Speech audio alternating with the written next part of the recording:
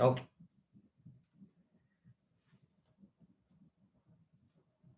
So we were talking about the salient features of Indian Constitution.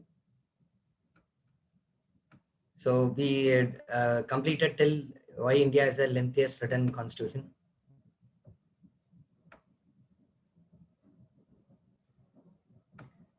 Okay. So now I said we will discuss a analyze question and then go on to the next topic.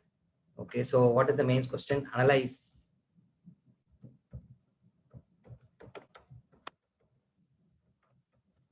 the reasons for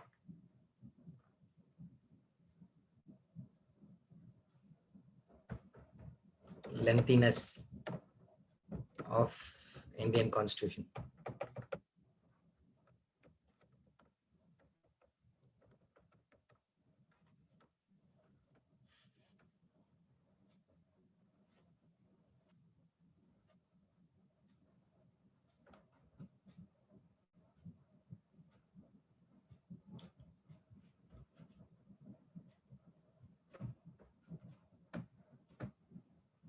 Analyze the reasons for lengthiness of Indian Constitution. See, the previous slide, when they asked the question in mains examination, what are the reasons for lengthiest written constitution, you can just give this 5 points: diversity, single constitution, directives and principles of state policy, center-state relation, and administrative provision.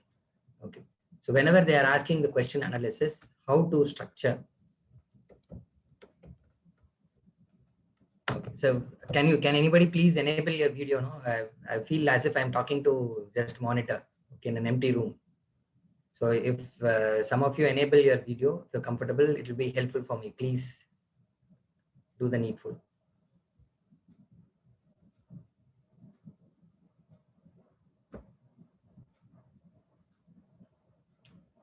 Thank you.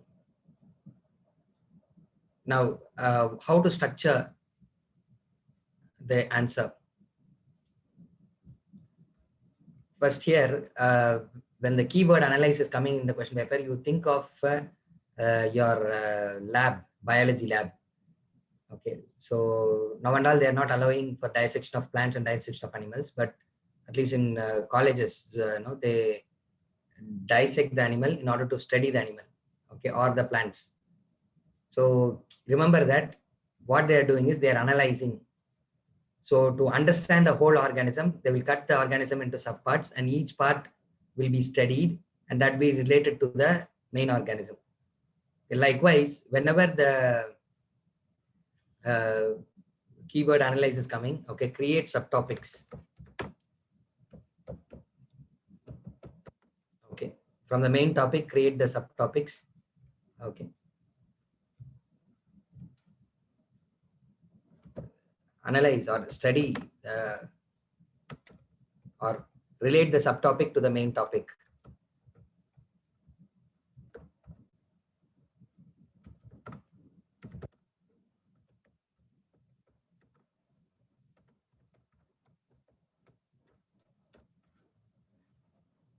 Now you may ask, sir, how to relate the subtopic to the main topic? You should ask two questions. One is how, and another is how far. They should ask the question how and how far. These two questions should be asked. So now, what is the reasons for lengthiness of constitution? Diversity, single constitution, directive principles of state policy, center-state relation, etc. Okay, so we have created the subtopics. Okay, diversity. Now, how diversity is related to lengthiness of Indian Constitution? You have to write that. So diversity means there will be large sections of population. Each section's demand has to be satisfied by the Constitution. Since we have multiple people, we are having a lengthier Constitution because many people's demands has to be accommodated. Fine. So first question is done. Next is how far, which means what is the impact, whether it is a major impact or a minor impact. Okay, whether it is substantial. Okay, like that you have to analyze. So if you read the Constitution, you will be able to do that. Now I'll do it for you. Diversity is one of the major reasons why the Indian Constitution is lengthier. So that is your answer. So first say diversity is one of the reason.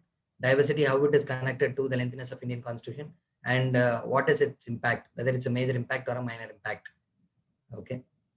So diversity is one of the important reasons and a major impact. Okay, why Indian constitution is lengthier. Now come to the next topic, single constitution. We have a single constitution, which means for central government, state government, we have the single constitution only. In the same constitution, we have described about both the union government, union parliament, as well as Supreme Court, state level high court, state level parliament, state legislative assembly, and state government. So it is one of the topics, or single constitution is the major impact, okay, in the lengthiness of the constitution. Compared to the diversity, okay, the single constitution is contributing more. Then directive principles of state policy, third point. Directive principles of state policy adds to the lengthiness of Indian constitution, because other constitution does not have such portion. Indian constitution alone, along with few constitution, has this provisions. Now, how far it is impacting? The impact of DPSP is less, because only a few articles, and the articles in all 2-3 lines only. Okay, so the impact of DPSP is relatively less for the lengthiness of Indian constitution. This is what analysis is. Okay. Then center-state relation is there. Center-state relation is, compared to DPSP, it is having a major impact, but compared to the single constitution, it has a less impact. Then administrative provisions, that also has a very major impact. So among the 5, the single constitution and administrative provisions as the major are the major reasons why the Indian constitution is lengthier. So this is what you are analyzing. If you don't understand, just imagine IPL match. You are all watching IPL match, I hope. Sometimes classes are interrupting the IPL match. I don't know. Some people may be watching the IPL match. In between, you may be watching the class also. Because online classes, these things will happen. Okay. Now, when the match is over, now they will first divide. If supposing Chennai Super King wins, that will happen only in dreams this year. Okay. Now, if they are winning, you will be saying, okay, Chennai Super Kings, if it is winning, they will be analyzing. Or if it is losing also, they will analyze. How they will analyze? They will first divide into subtopics. So what is the reason for winning? First, they will divide bowling team, batting, fielding, okay, and other external pitch, okay, pitch report, choice of players, okay, and the order in place, like that. They will split the topic, and what was the impact of each. They'll say bowling was good, so we were able to contain a particular score. Batting was relatively better, okay, and fielding was very good. That was the major reason why we won the match. Like that, they will say this is what analysis is. Okay, so what they're doing, they're dividing the subtopic. They're relating how each subtopic is related to the main topic, and to relate the subtopic to the main topic, you have to ask 2 questions. One is how and how far. Okay, if you're doing that, you will be able to answer the analyze question. This is a general structure. Okay, so when the keywords are changing, slight changes you have to make. But when an open question like then analyze, they've asked, okay, then this is the method. Okay, fine. So I think you will be doing it. Try the answer yourself. Okay, so analyze the reasons for lengthiness of Indian constitution. I've told you the content. Try the answer for yourself. Yes.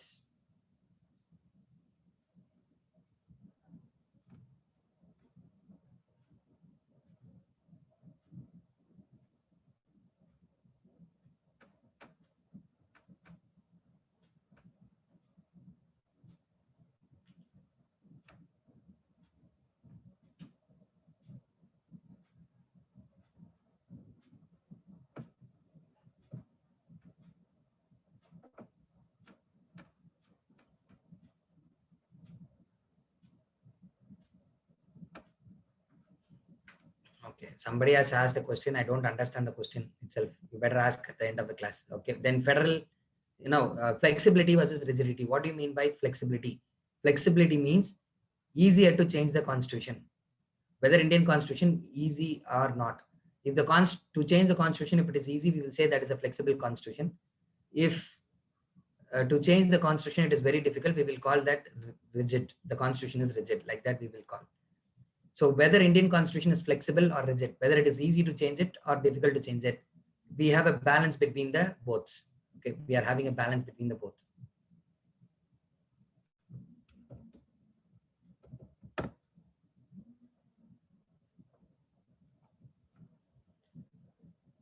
Okay, fine. Now, how are we achieving this balance? We are dividing the constitutional provisions into three. One is federal provision, substantial provision, and relatively less important provision.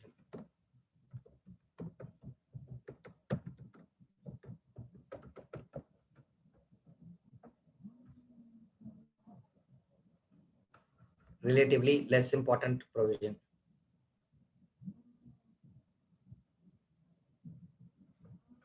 What do you mean by a federal provision? A federal provision is one which talks about center-state relations. Any provision which talks about how central government has a relation with state, or those institutions which is common for both central government and state government, like office of president and all, they are called as federal provision. How do you identify a federal provision in the Indian Constitution? Very easy. The provisions, federal provisions in the Indian Constitution, you would have mentioned, in order to change that provision, we require a special majority and ratification of half the number of states. Special majority in parliament and ratification of half the number of states.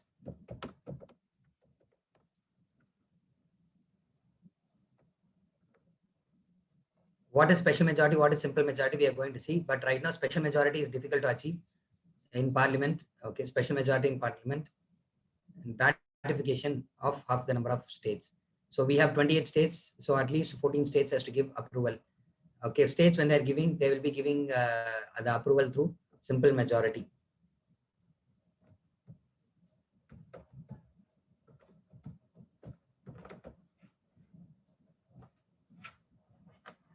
Okay, simple majority. And relatively less important provision. Some of the provisions in Indian Constitution, they would have mentioned that in order to change that provision, only simple majority is enough. So that constitutional provisions can be called as relatively less important provision. Okay, the relatively less important provision, in the provision itself, it will be given in order to change that provision, simple majority is enough. Now, remember, all the constitutional provisions are important. I'm using the word relatively less important, meaning it is relatively less important compared to federal provision and substantial provisions. That is why simple majority itself is enough.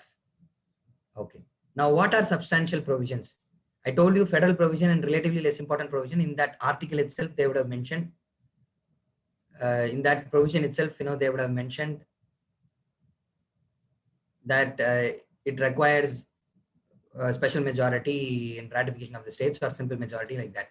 But all other constitutional provisions, they would have not mentioned anything. Okay, they would have simply said in Article 368 that special majority is required. Don't worry about the article numbers now. You will slowly internalize all the articles. Right now, substantial provision is special majority. Okay. Now, is the Constitution itself is dividing that, we are naming it, that's all. To understand the difference, we are naming it as federal provision, substantial provision, relatively less important provision. Okay. Now, federal provision, in order to amend it, it is very, very difficult because you need the ratification of states also. But relatively less important provision, it is easy, flexible to change. Whereas substantial provision is easier to change compared to federal provision, but it is difficult to change compared to relatively less important provision. Okay, so in the order of difficulty, so the first one is more difficult, second is relatively less difficult, and the third one is very, very easy, simple majority only. So this is one way in which we are achieving the flexibility versus rigidity. Okay, the Constitution is flexible as well as rigid.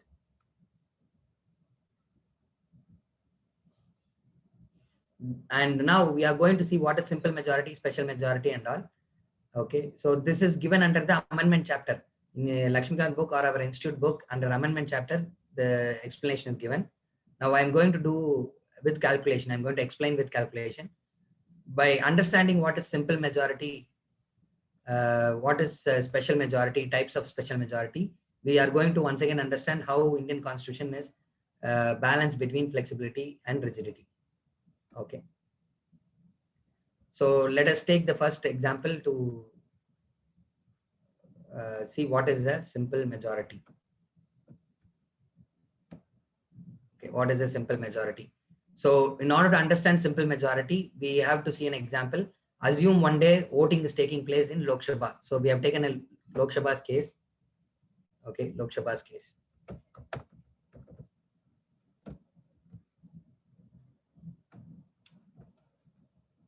Okay, so now actually the total vacancy is 543 Lok Sabha.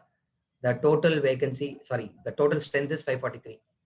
Till last year, it was 545. There was 2 seats for reserved for Anglo Indians. The president can nominate 2 members, two members to represent in India. Okay, so that 2 members representation is taken away. It has been scrapped last year by the government. So now the number of seats is 543 only. The number of seats is only 543. They did so by 104th Constitutional Amendment Act. Okay. So now let us see that vacancy is 23. How vacancy will occur? Whenever there is a resignation from the MPs, or MPs are disqualified, or MP is dead, in these cases vacancy will arise. Okay, so the elected MPs, vacancy may arise. For example, recently the Kanyakumari MP constituency MP has died because of corona, so that is vacant now. Likewise, vacancy may arise, okay, because of various reasons. Say that particular day when the voting is taking place, 20 people are absent, and just imagine that those who are abstaining is 50. Now we may ask, sir, what is abstaining? Abstaining means they will be present in the house, but they will neither vote yes or no. They will remain neutral. Okay, so one can remain one can abstain. For example, in offline class and all, when I ask question, how many of you say yes for the opinion? Okay, some 5-6 people will raise the hand. Okay, and then I ask how many people are saying no for this issue. Another 5 or 6 will only raise the hand. You'll be wondering what about the remaining? Okay, all the remaining are abstaining. Okay, no yes, no, no. Okay, so those who are not giving their opinion, not voting, but present is called as abstaining. Okay, they're abstaining. For various reasons, they may abstain. Okay, now present and voting. This concept is they are present and how many is voting. So you have to subtract the vacancies, you have to subtract those who are absent, you have to subtract those who are abstaining. So now it will be 450. Present and voting is 450. Okay, so vacancy is 43 of subtracted abstaining. So present and voting is 450. Now what is simple majority? What is the formula for simple majority? It is majority of the members present and voting. For your easiness of understanding, I'm using this numbers 50% plus 1 of the members present and voting.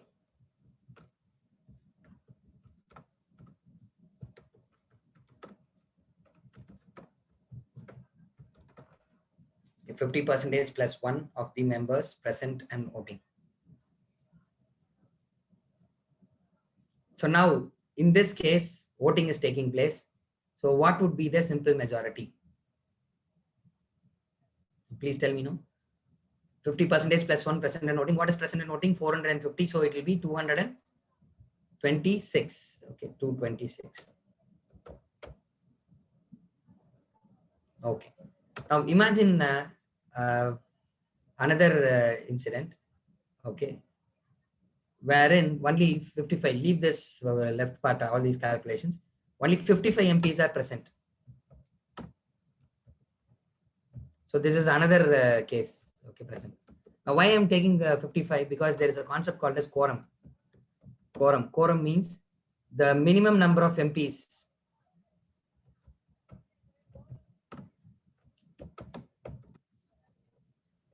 required to run the session.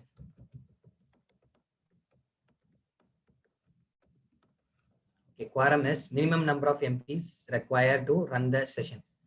That is 1/10. What is that quorum? Quorum is 1/10 of the total membership of the house.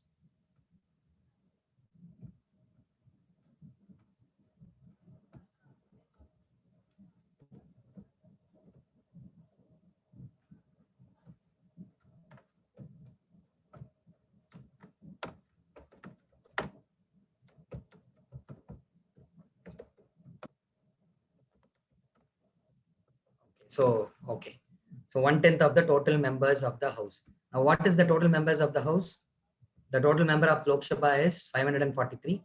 Okay, so in that, if you take 1/10 means 54.3, so it is 54 MPs. Okay, I'm sorry, 54 MPs are present. Okay, so the quorum is the minimum number of MPs required to run the session is 1/10 of the total membership of the house, that is 54. So assume in one day, 54 MPs are present. 54 MPs are present and all are voting. All are voting. So now what would be the present and voting?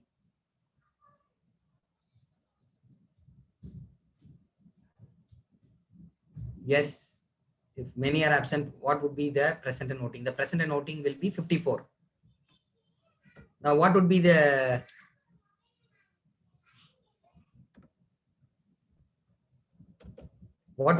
simple majority? 28. Simple majority will be 20. Sorry, 27. 27, 27, 54. Yes, I'm sorry, 28. So 50% plus 1. So 28 votes is enough to pass on the legislation, to pass the law. Now remember how many MPs BJP is having in Lok Sabha? 303 MPs. So with 28 votes, you can easily pass the law, which means it is easy for the ruling party to pass the law in Lok Sabha. Okay, we already saw now in parliamentary form of government for ruling party, it is easy to change the law. That I'm demonstrating it now. Okay, fine. Now let us see another example.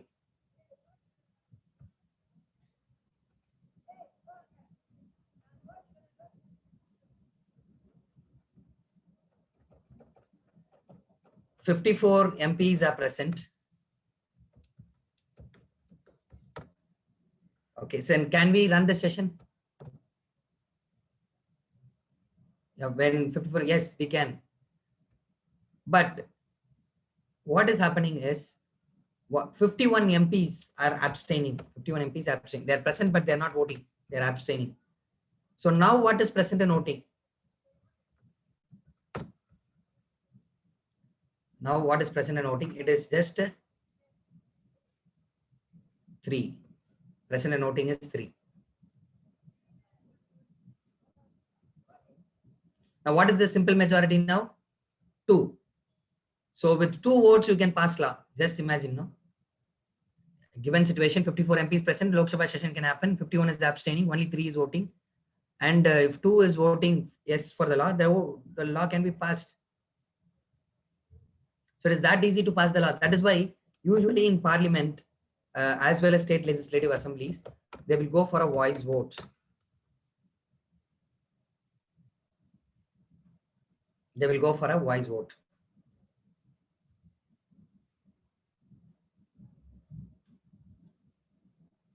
What do you mean by voice vote? As I told you, the speaker will ask, how many of you are saying yes for the law? They'll saying, yes. How many of you saying no for the law? No's. Like that, the yes and no's. Okay, they'll use this word yes and no's like that. So by hearing itself, voice itself, the speaker will decide, okay, this law is passed because most of them are supporting. The speaker knows the numbers. The speaker knows how many MPs the ruling party has. So if the ruling party brings the law, he will declare the law is passed. But now when the speaker is declaring the law is passed like that with voice vote, if one MP is standing up and saying, no, I don't agree, we want to go for an actual voting, then only we can separate, divide the votes, how many yes, how many no's, like that we can divide and see. So if an MP asks, so then speaker will say, okay, I permit, let us go for actual voting. So this calling for actual voting is called as calling for division of votes. It is called as calling for division of votes.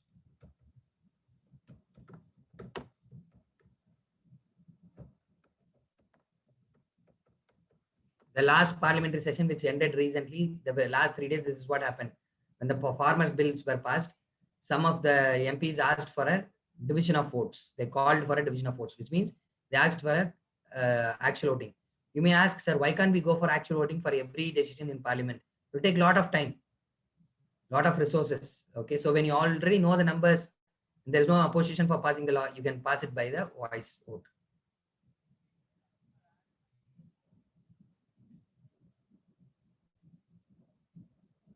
Okay, it's been passed, like, fine. So what we have to understand is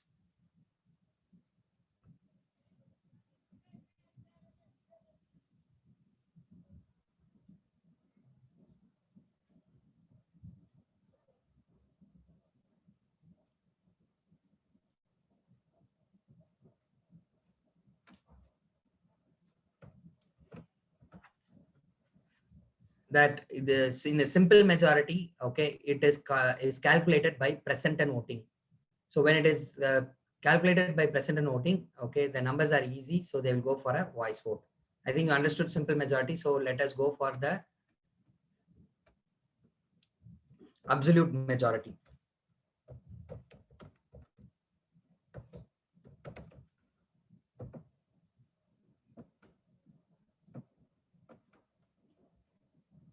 Absolute majority.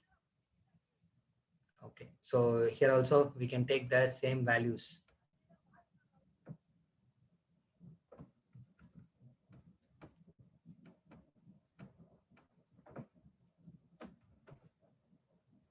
Okay, so let us assume that same 543. What is absolute majority? So absolute majority is 50% plus 1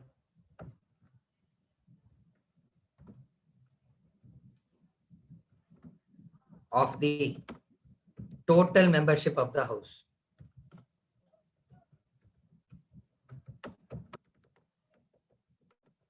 50% of the total membership of the house. See, earlier it is present and voting, now total membership of the house. So what is total membership of the house? It is 543. Okay, so what would be the 50% plus 1? Okay, 272, is it?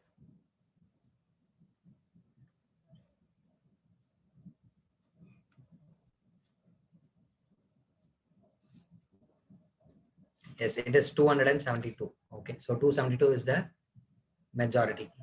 Okay, absolute majority. Now we must know where this absolute majority is used.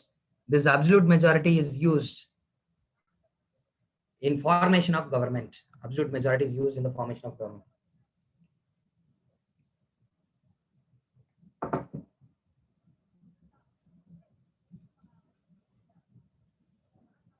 Now, you may ask, sir, simple majority where it is used. Simple majority, as I told you already, to pass a law, we need a simple majority. But to form a government, you need the absolute majority. It will change for states, okay, because the total strength in the state legislative assemblies are different. Okay, for example, Tamil Nadu state, 234 seats totally, so 117 is the required number of seats. You need the support of 117 MLAs in order to form the government. Okay, now let us talk about the effective majority.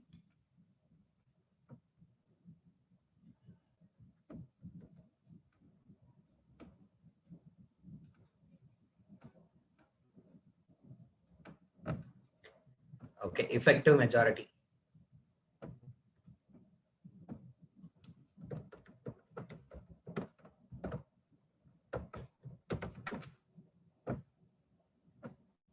Okay, effective.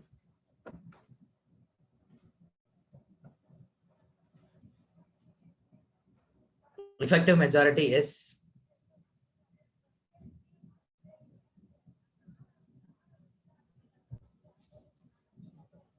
2/3 of the members present and voting. Wait. 50%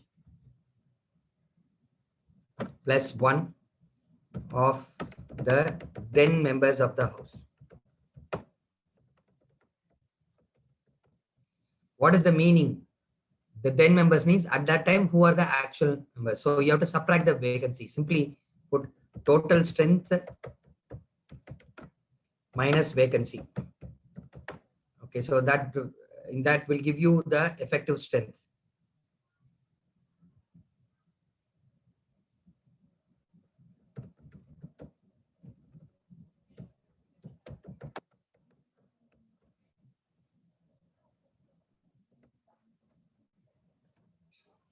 Effective strength. So effective strength is total strength minus vacancy. So here the total strength minus vacancy is 520.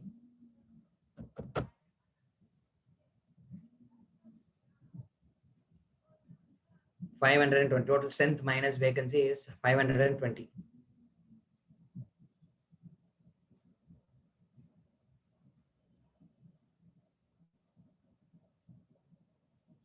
Now, what is the effective majority? I set it for 50% plus one of the then members of the house. So in 520, you have to take 50% plus one, that is 261. Okay, so 261 is the effective majority. Now you may ask, sir, where this effective majority is used? The effective majority is used in the removal of speaker, deputy speaker, removal of speaker, removal of deputy speaker, removal of chairperson, removal of deputy chairperson.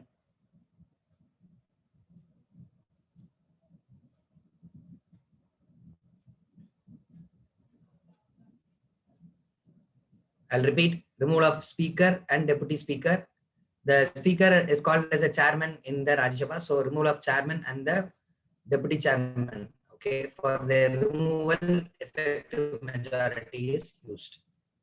Okay, now let us talk about the special majority which is used during the impeachment of the president. Okay, so we are now going to see the special majority in the impeachment of president.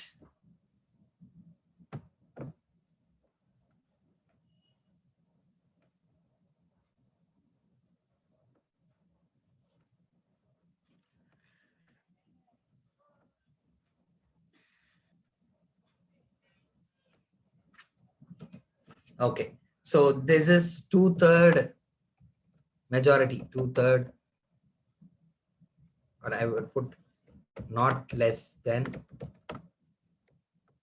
2/3 majority of the members present and voting.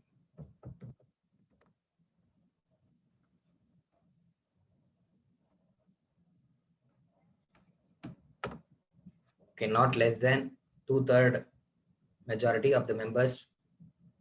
I'm really sorry. I'm really sorry.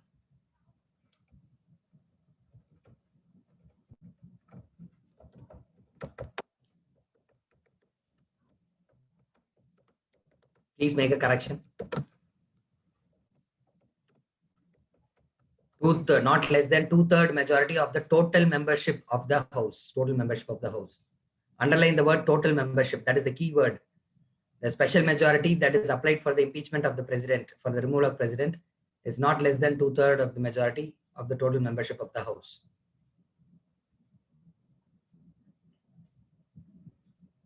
As of now, understand impeachment means removal. When we come to presidential chapter, there is a slight difference for the meaning of the word impeachment. We'll see that later. Now, not less than 2/3 of the majority of the total membership of the house. So what is the total membership of the house? 543. Okay, in that, what is 2/3 majority? That would be 364.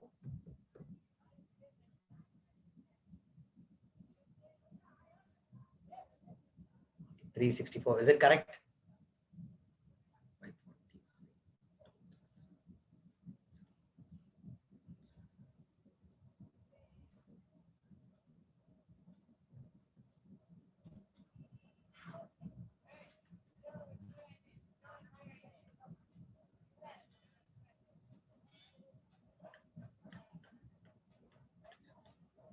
$362, is it? The numbers have changed actually. Earlier it was 545. Now in 543, what would be the two-third majority of the total membership of the House? It will be 362. Yes, 362. Okay, so we need 362 votes, okay, in the Lok Sabha in order to remove the president. Now you may be asking, sir, is it only happens in Lok Sabha? No. Lok Sabha, Rajya Sabha, State Legislative Assembly, wherever voting is taking place, when we use these words, okay, simple majority, it applies everywhere. Okay, the calculations will differ. I'm taking the example of Lok Sabha. So the special majority of impeachment of president, Rajya Sabha, there will be different calculation. That is, the formula same, but the total strength of Rajya Sabha is 245. So the number of votes required to impeach the president will be 164.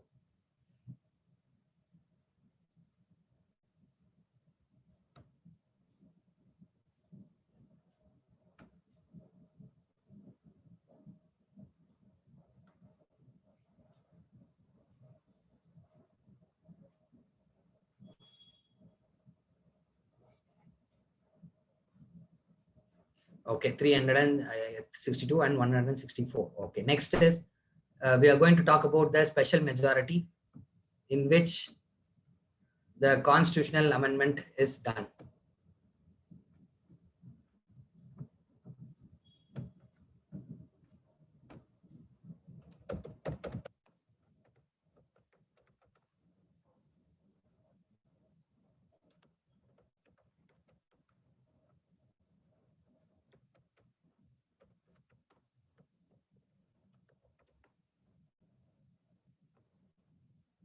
Okay, constitutional amendment is done.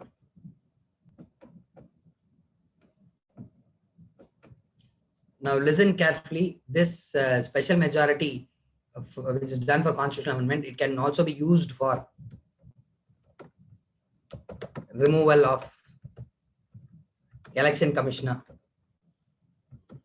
CAG, Supreme Court judge, High Court judge. Okay, so used for the removal.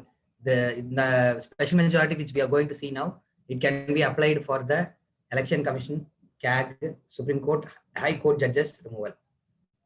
Okay. So in the special majority for constitutional amendments, we have to see 3 examples. Okay, so example 1 or scenario 1.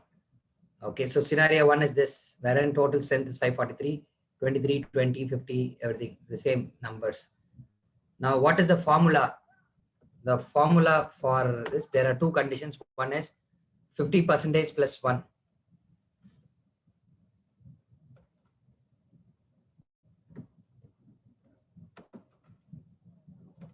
Of the total members of the House.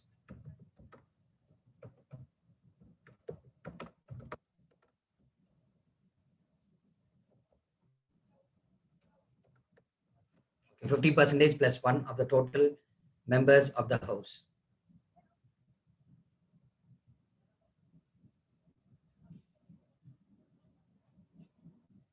Then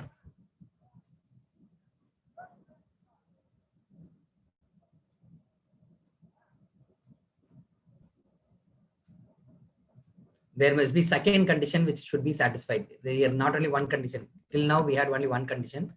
This time, we are going to have 2 conditions. The second condition is 2/3 of the members present and voting.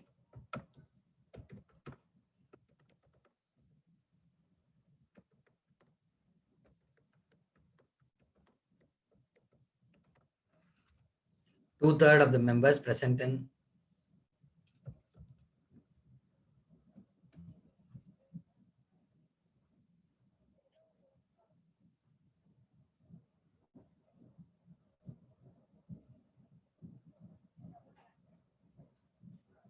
okay, it's interesting. Yes, 2/3 of the members present and voting. Now listen carefully. Now, what is the first value? The first value is 273. Okay, 273, because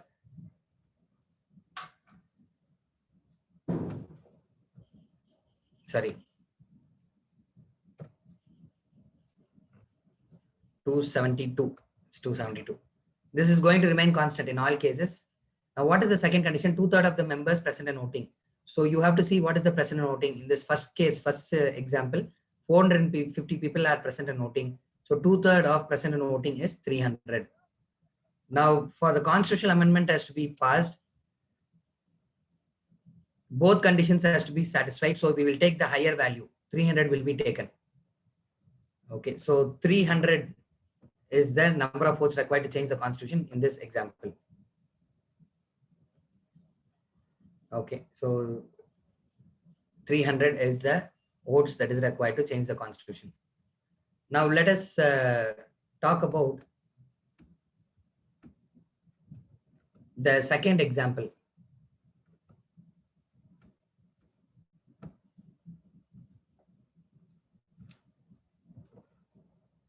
Let us assume another day, another constitutional amendment is coming for voting. Total strength is 543, vacancy is 23, absence is 20. Say, assume that 200 MPs are abstaining. 200 MPs are abstaining. Okay, now what would be the number of people present and voting? 300. Got it? So now 300 people are present and voting. Now calculate using the formula. 50% plus 1 of the total membership of the house is 272. That is going to remain constant. But in case of 2/3 of the members present and voting, here present and voting itself is 300. So 2/3 of the members present and voting is 200. So as I told you, here you have to take the higher value because both conditions has to be satisfied. 272 is the higher value, so you have to take 272.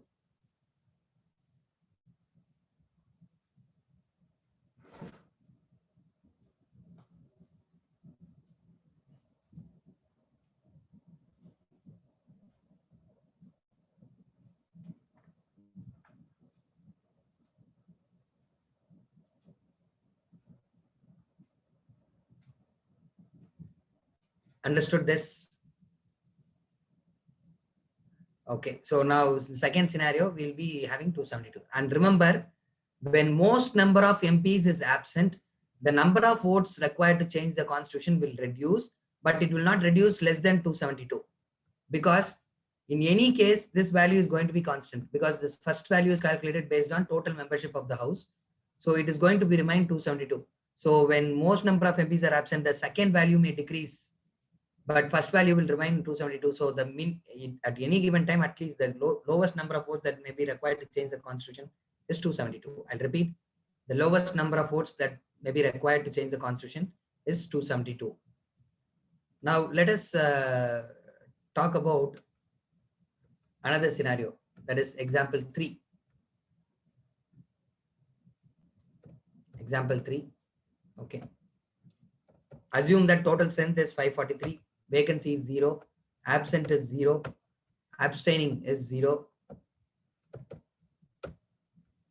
Okay, now how much is present and voting? Present and voting will be 543. Now calculate using the formula. Okay, so what is the formula? 50% plus 1 of the total membership, it is going to be 272. 2/3 of the members present voting, it is going to be in 543. 543 is the present voting, that will be 362.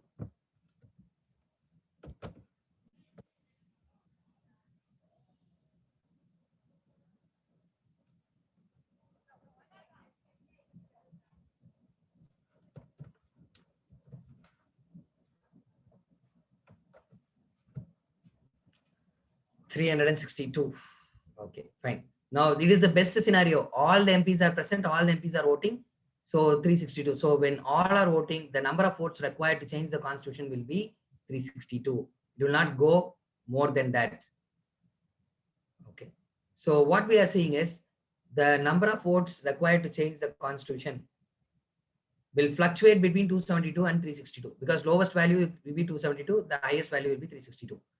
So every time when there is a voting for constitutional amendment, they will calculate how many people have voted. From the present and voting, they will calculate how many votes is required to change the constitution. So in Lok Sabha, it may vary from 272 to 362. 272 to 362. Now, what is the significance in that? The following two statements are very important. Listen, when more number of MPs are voting, more will be the number of votes required to change the constitution.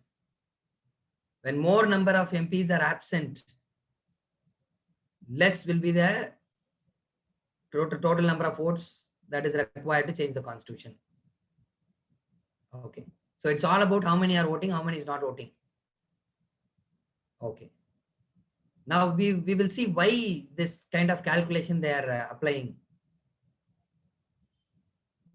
See, the opposition always oppose for the sake of opposition. Like recently, Kushbu, the Tamil actress who was in Congress, she went to BJP. So the reporters asked, okay, when you were in Congress, every day you were tweeting against Prime Minister Modi and other people. Now you have joined BJP telling that they are doing good things for the country. How is it possible? So she gave the answer, the job of the opposition is to oppose. So that is why I was opposing. It's not convincing answer, but no, in the political scenario, the opposition will oppose for the sake of opposition. Give an example, the present Prime Minister Modi, when he was Chief Minister of Gujarat, and he was the Chief Minister of Gujarat, Manmohan Singh wanted to bring the GST, Goods and Services Tax.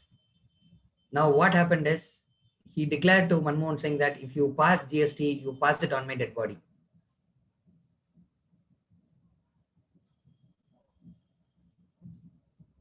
Okay.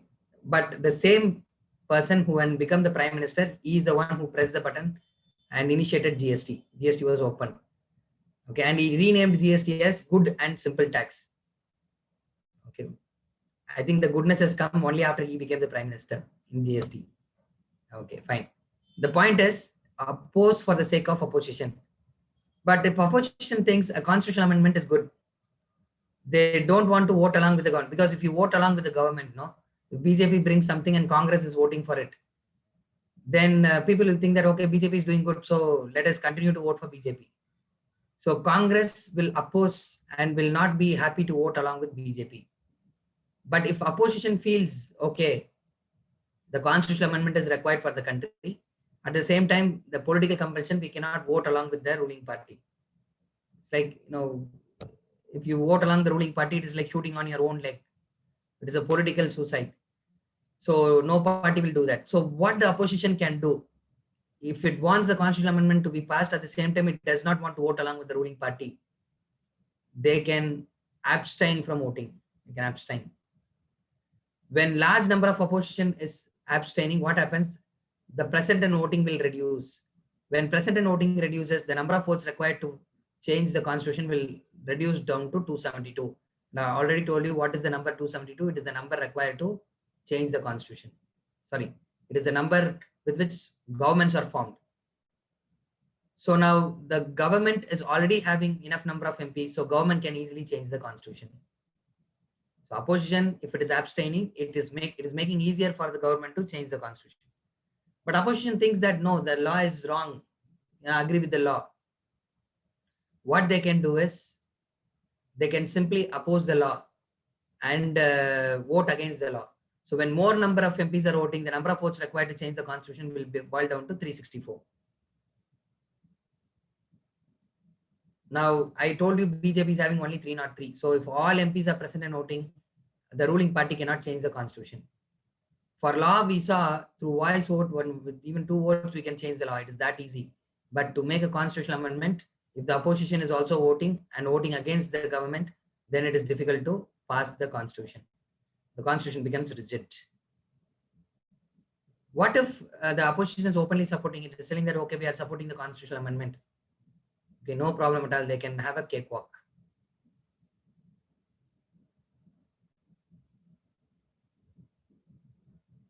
So when opposition is also supporting, changing the constitution will become easier, flexible. Okay. Now I will give 3 scenarios. Okay, you have to answer. Okay, from whatever we have discussed so far, you have to answer.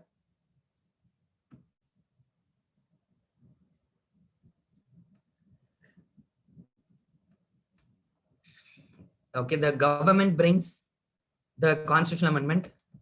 Opposition supports the constitutional amendment. Whether it is flexible or difficult to change the constitution. Please answer in the chat box.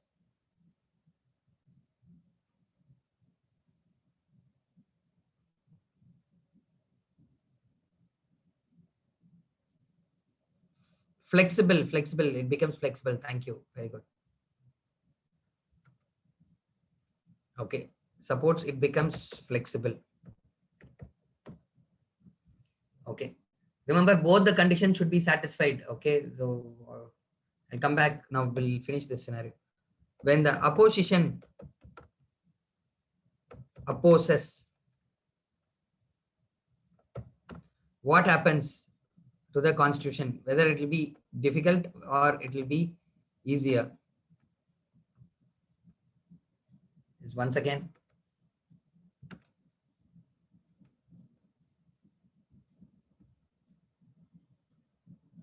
That is the chat box. Yes. Please answer in the chat box.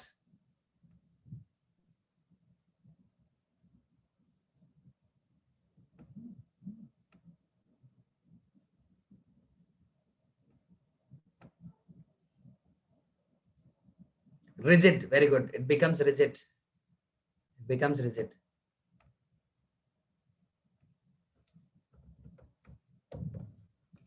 Now, if opposition abstains, what happens to the constitution? Whether to change the constitution, whether it is flexible or rigid. When the opposition abstains, it is flexible. Very good. Flexible. Okay, if you understand this, this is enough for the examination. The calculation part and all for your understanding only, they may not ask. Okay, so when opposition supports, it's flexible. When opposition opposes, it's rigid. And opposition abstains, it is flexible.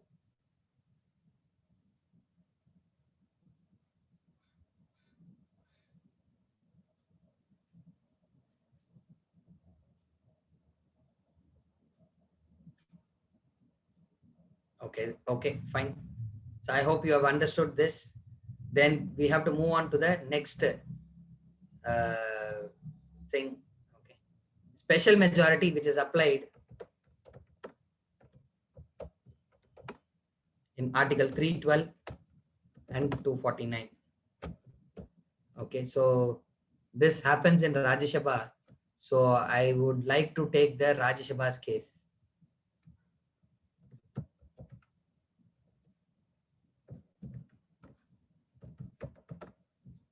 The total strength in Rajya Sabha is 245. So let us assume, okay, 15 are vacant, 10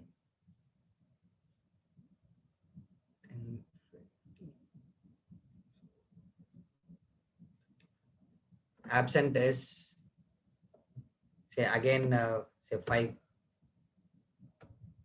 abstaining is 10.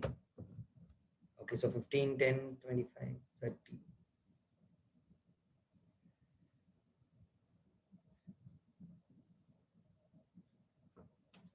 Okay, let us take it as 15. Okay, so let's take it's 15. Vacancy is 15, absence is 5, abstaining is 15. Okay, so 15, 15, 30, 35. So 245 minus 35, present and voting will be 210. Okay, we are just assuming numbers. Okay, special majority. Now, what is the special majority in 312 and 249? The formula is 2/3 of the members present and voting. 2/3 of the members present and voting. Okay. Now, what is 2/3 of the members present and voting here? It's 70, 70, 140. So 140 is the 2/3 of the members present and voting. Okay. Why I am saying I'm taking the example of Rajya Sabha, because this is applicable only in Rajya Sabha. Okay. We will see why. Okay. Article 312.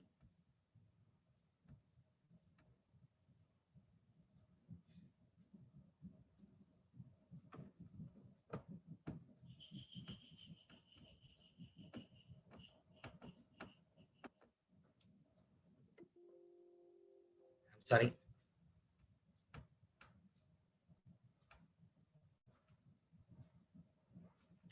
Article 312 is talking about all India services. There are three types of service in India: central service, state service, and all India services. Government jobs, no? Three types of government jobs: central service, state service, and all India service. In case of central services, everything, recruitment, training, work, everything will be under the central government. State services, the recruitment, training, and work will be under the state government. Okay, it is the central government versus the state government. This is all India services, 312.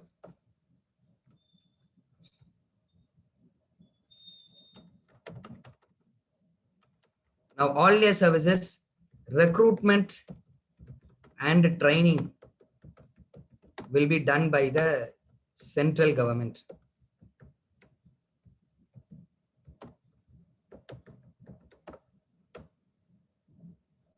But they will be working under the state. So what are the all India services? Three services are all India services: and Indian Administrative Service, Indian Police Service, and Indian Forest Service. Other services like Indian Foreign Service, Indian Revenue Service, and all is Group A services, or we'll call it as central services. So these services are called as Group A services. What is 249?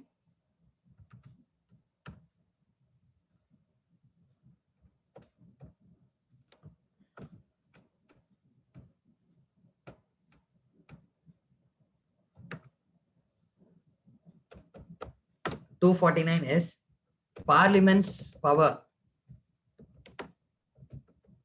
to create a law in state list. Parliament's power to create a law in state list.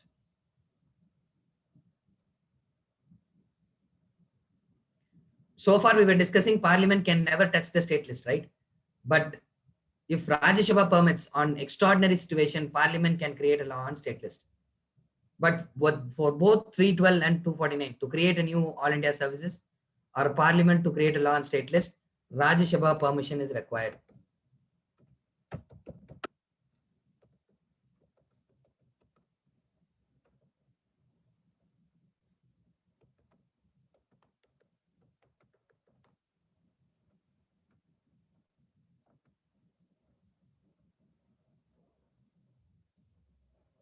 Yes, Rajya Sabha's permission is required.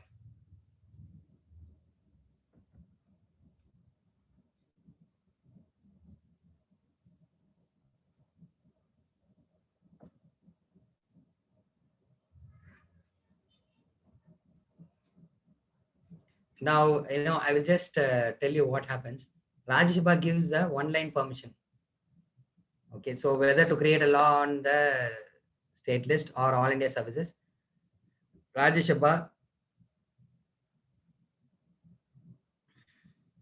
please excuse me.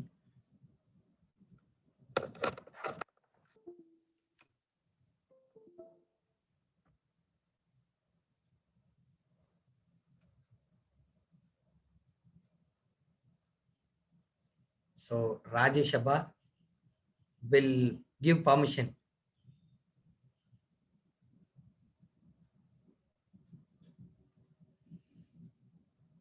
Sometimes this writing pad is creating trouble. Wait.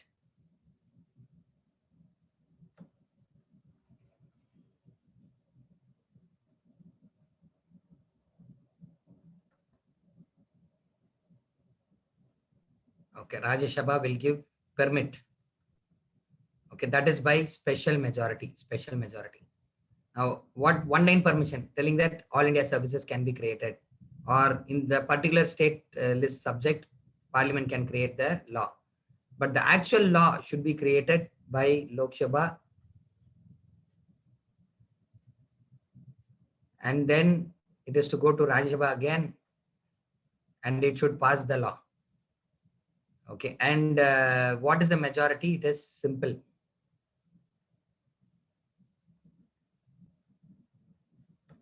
Okay, simple majority. So Rajya Sabha first gives only permission, telling that a law can be created to create all India service, or Parliament can create a law on a particular state list.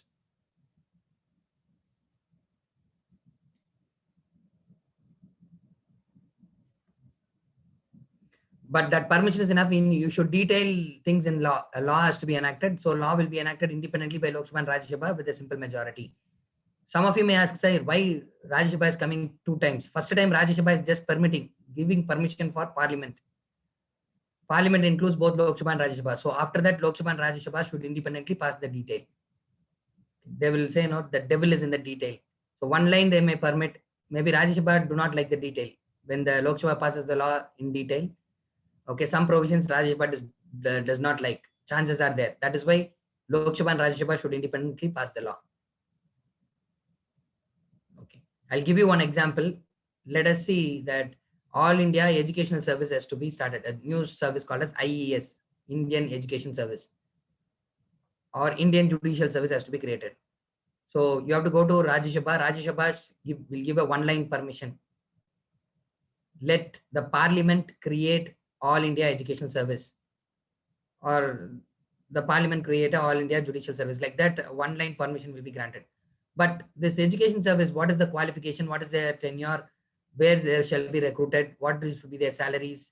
How the salaries will be paid? That details has to be created by a separate law. This one-line permission cannot create the institution, right? So Lok Sabha and Rajya Sabha will make the law independently. So this is what happens.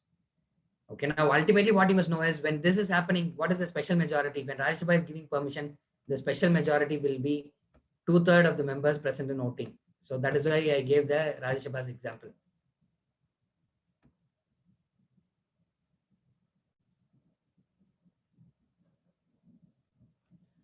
Are you able to understand this? Okay. So we have done with the types of special majority. Amendments are over. Okay. So this is how we are achieving the balance between rigidity and flexibility. Okay, fine. So now this is a heavier concept. So I will answer your questions. Okay, clarify. Then I'll move on to the next topic.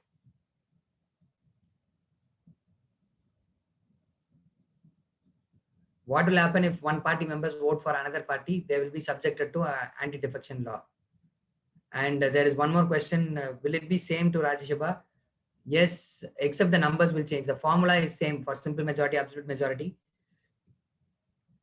constitutional amendment and all. It is same in Rajya Sabha also. Only thing is the numbers will change, because Rajya Sabha's total strength is 245. Accordingly, you have to do the calculation. But last slide, last special majority is applicable only in Rajya Sabha. Last type of special majority. One more relevant question here: why Rajya Sabha alone gives permission at the first instance? So if you see, the both All India Services and Parliament power to create law and state lists reduces the power of state, because IAS, IPS and all, no, they can be removed only by the central government. So what happens is, they act independently. When a new All India Service is created, state's power is affected. When Parliament is allowed to create law in the state list, state's power is affected. So Rajya Sabha, as a representative of states, it gives permission. Rajya Sabha, as a representative of state gives permission for 312 and 249. It is a very important article. It is a mains question. Okay, what is the significance of 312 and 249? They've asked in one of the mains examination.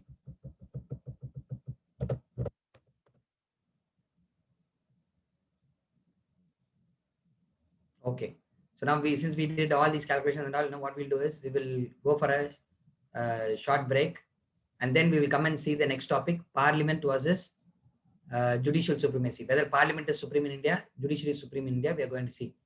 Like flexibility and rigidity, there is a balance between judicial supremacy and parliamentary supremacy. How we are achieving that, and the reason, basic structure doctrine and all, we will come after the break and decide. Usually we'll go for the break at 6:30 only, but since we have done a difficult concept, now once again another difficult concept we are going to enter. So I think we need a strategic timeout, right? Like IPL match. Okay, so let's break for 5 minutes and then come.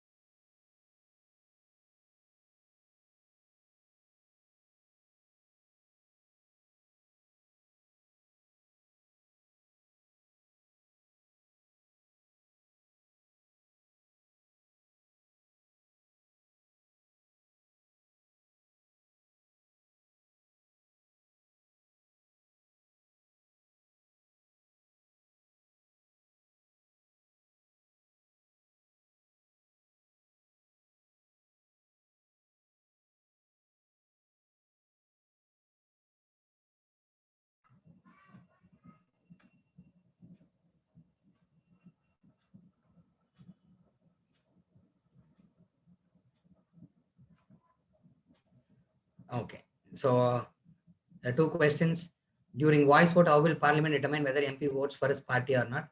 No, when there is actual voting, in that time, when a person votes against the party's direction, then only he will be subjected to anti-defection.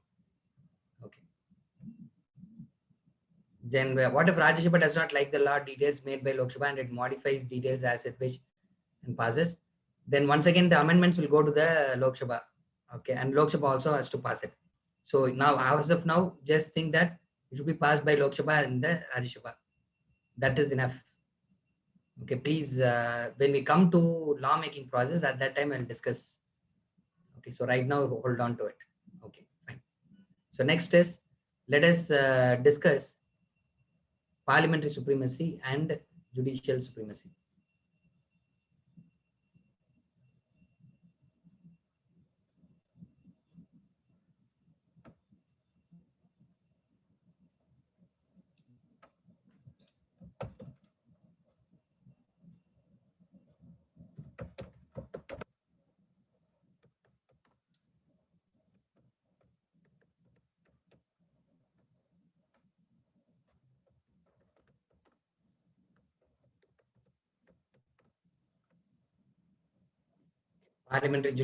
Parliamentary supremacy versus judicial supremacy. Now, what do you mean by parliamentary supremacy? In parliamentary supremacy, there will be judicial review. In parliamentary supremacy, there will be judicial review.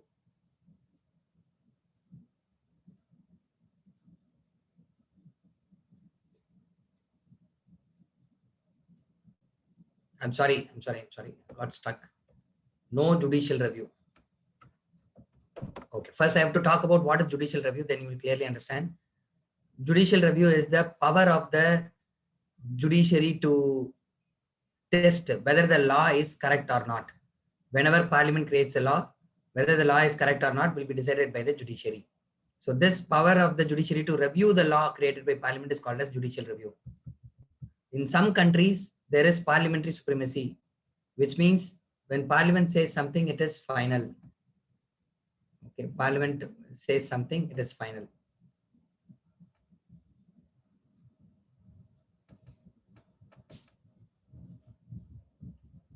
But in case of judicial supremacy,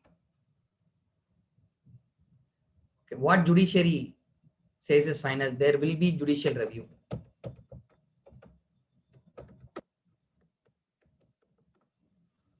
Okay, parliamentary supremacy, no judicial review. In case of judicial supremacy, there will be judicial review.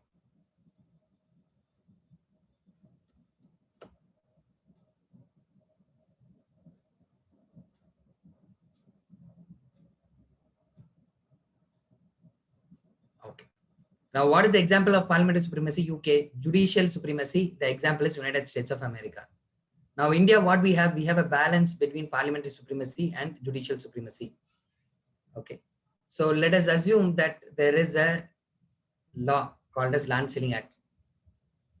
Let us assume that Parliament is creating a act, Land Ceiling Act, determining that this is the maximum amount of agricultural land one should have. Now, judicial supremacy is there.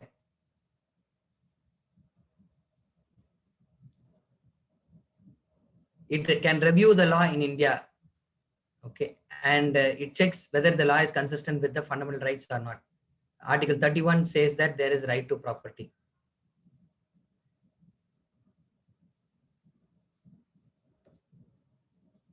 Article 31 talks about right to property. So based on right to property, Land Ceiling Act will be nullified by the judiciary. But the story is not over. Now Parliament can make the constitutional amendment and delete Article 31. Right to property can be deleted. Now Parliament will create another law, Land Ceiling Act, second version.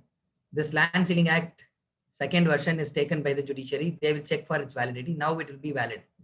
Because earlier, Article 31 was there in the Constitution. So the land ceiling was violating that provision. So it is struck down.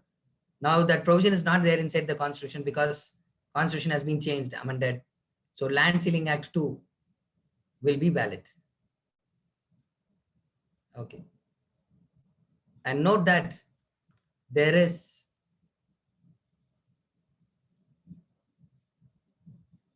ninth schedule. Okay, this is a ninth schedule. Okay, what does 9th schedule say? If a law is put under the 9th schedule, no judicial review is applicable. So we are not allowing for judicial review of everything. We are saying laws that is put inside 9th schedule.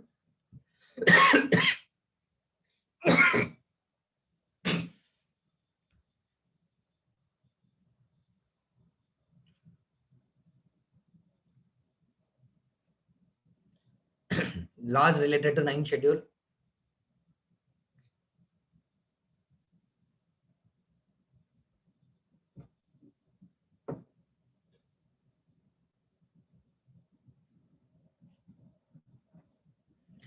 When a law is put inside the 9th schedule, the law cannot be subjected to judicial review. Fine. So this is the balance that is arrived. Okay, so we don't have complete judicial review. The constitution says in certain cases judicial review is possible, in certain cases it is not possible. Okay, so we are trying to create a balance between parliamentary supremacy and judicial supremacy. However, listen carefully. Okay, so we have created a new doctrine in 1973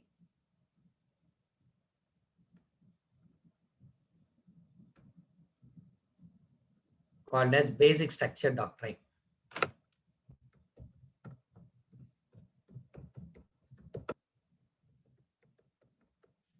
Okay, the doctrine was declared in Kesavananda Bharati case.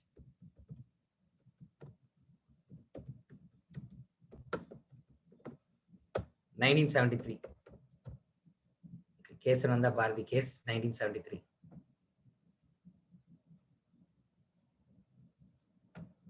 In this case, they declared that there are certain provisions in Indian Constitution which cannot be changed at all. Now we may ask why this doctrine was brought. Because at that time Indira Gandhi was the Prime Minister and she was making a lot of constitutional amendments very frequently. Okay, and most of the constitutional amendments were to curtail the judicial power, to curtail the power of the judiciary. Okay, to curtail the power of the judiciary.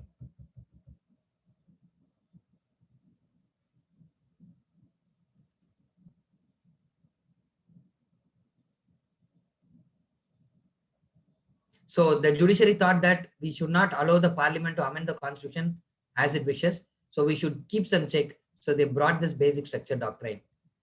What is this basic structure doctrine? Before defining, okay, I will dictate the definition. Before that, listen first. Basic structure doctrine means the basic provisions in the constitution, when you alter it, if you make any changes in it, it will fail the constitution itself. It will create deadlock in the country. It will create chaos in the country. Okay, so such basic provisions cannot be altered at all. And such basic provisions are called as basic structure doctrine. So make note, take the definition. Basic structure doctrine, BSD, are the basic provisions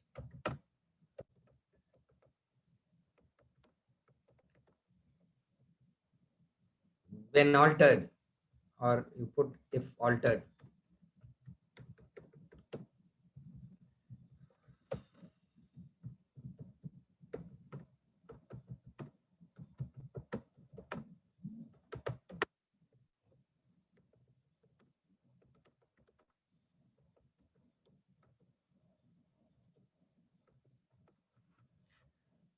basic structure doctrine are the basic provisions, if altered, will fail the very purpose of the constitution. So they cannot be amended. Basic structure doctrine are the basic provisions of the constitution. If altered, will fail the very purpose of the constitution. So they cannot be amended. Now I'll give you an example you can easily understand. What is the first key word in the preamble? It is socialism. Sovereignty. The first word in the preamble is sovereignty. Now imagine a government is changing the constitution and removing the word sovereignty. Why we established the constitution? We were under the British rule. We got independence. We established the constitution to safeguard this independence, safeguard this sovereignty. Now, if government is removing this word sovereignty, the very purpose we established the constitution will fail. So sovereignty will be a basic structure doctrine. So this is how we arrive. Okay, basic structure doctrine are basics in constitution. If you alter, the very purpose, the very reason why constitution is existing will be nullified. Okay, so what are generally the basic structure doctrine, or who defines it? Who defines? Judiciary defines. The judiciary defines. The Supreme Court defines. The Constitution does not have the word basic structure doctrine, or Constitution does not give the list of basic structure doctrine. It is the judiciary. Whether it is that does the definition in one case? No, series of cases. Not just in one case, they do it in the series of cases.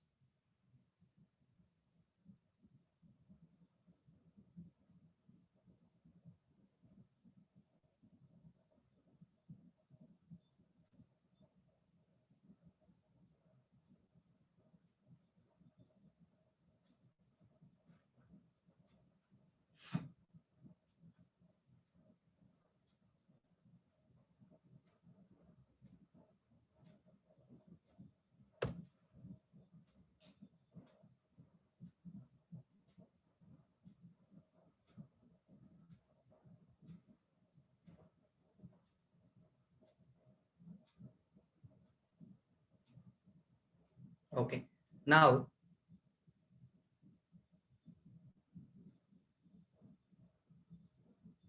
not to easily remember in mind what are the basic structure doctrine.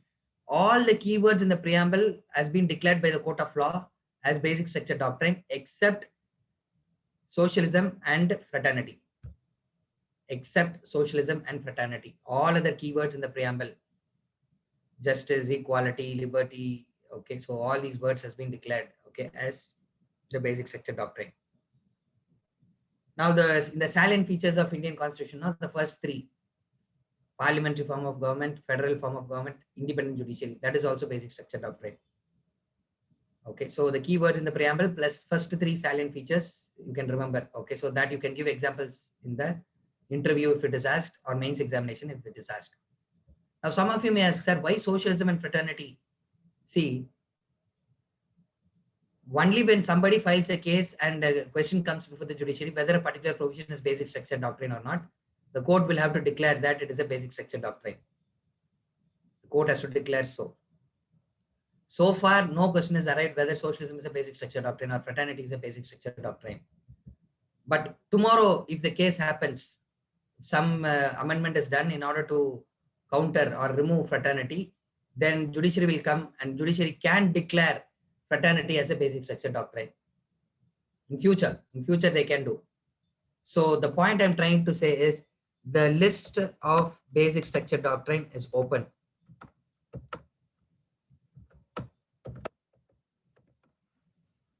It's not definitive, it's not closed, it's not exhaustive. In future, some other provisions of the Constitution also can be added into the basic structure doctrine.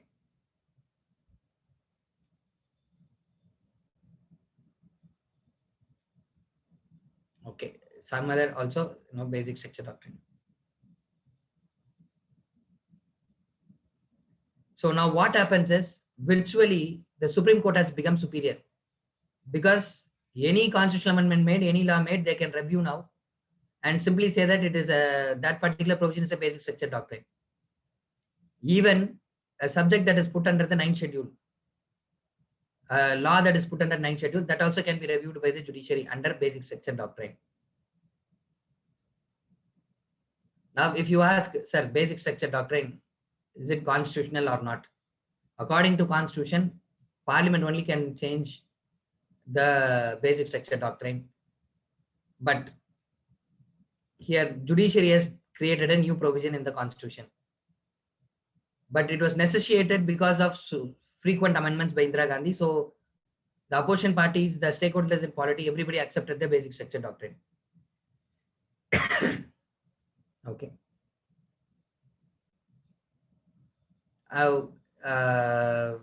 Do you know where we inspired this basic structure doctrine from?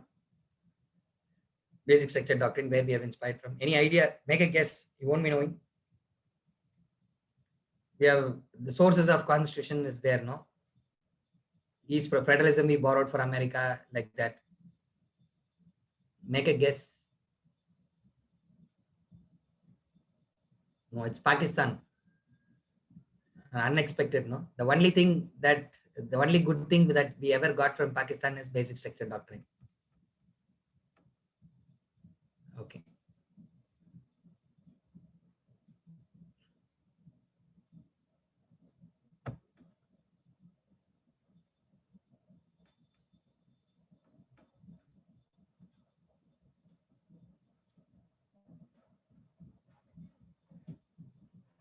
Now, whether the basic structure doctrine is in Indian constitution or not, yes, the judiciary is the final interpreter of constitution. Whatever interpretation given by the judiciary, it will be part of the Indian constitution. So basic structure doctrine is a part of Indian constitution. It is not defined in the Indian constitution, but it is considered to be part of the Indian constitution. Okay. So basic structure doctrine saves the very constitution. That is why everybody has accepted, and nobody has challenged the basic structure doctrine till now.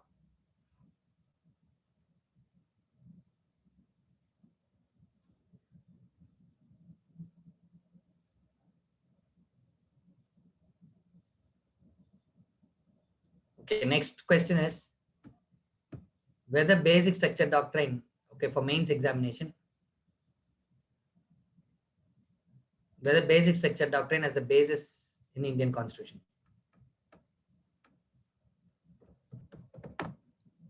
Okay, as one of you asked, where is basic structure doctrine? Basic structure doctrine directly is not given in the constitution, but how come we are approving basic structure doctrine?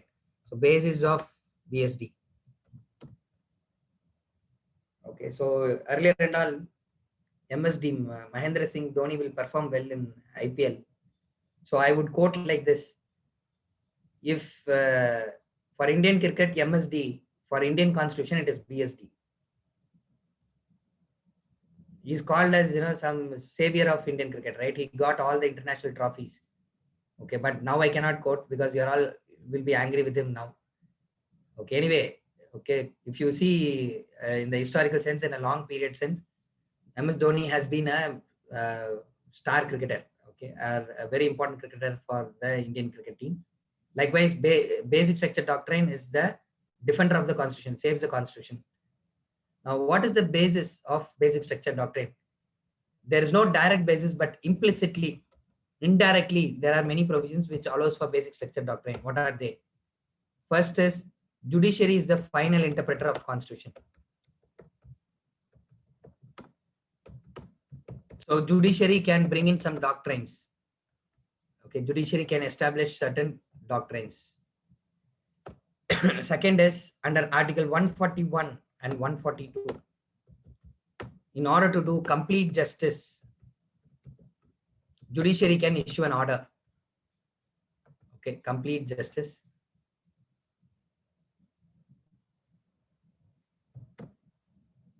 This order can be treated as a law.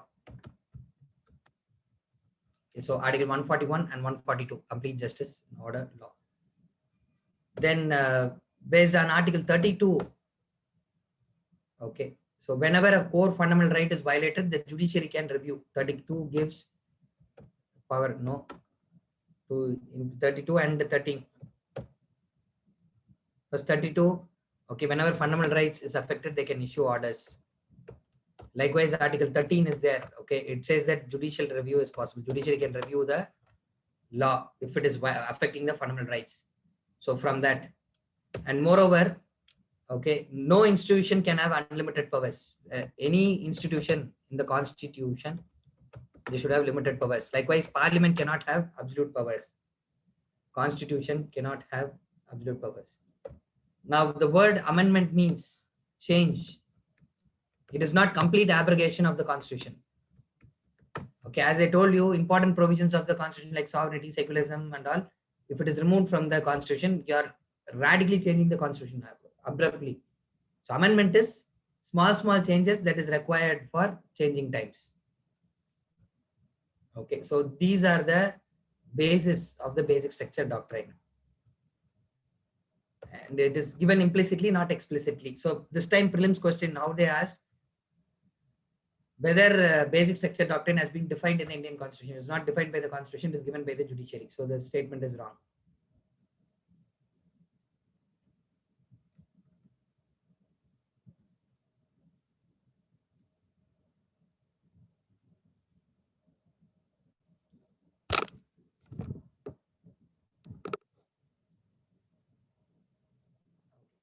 Yes.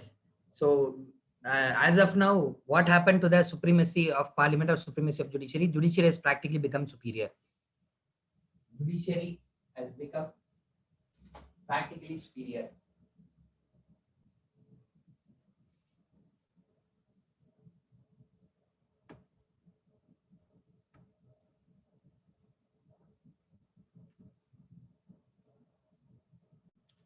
See, Article 32. Okay, there is a good news.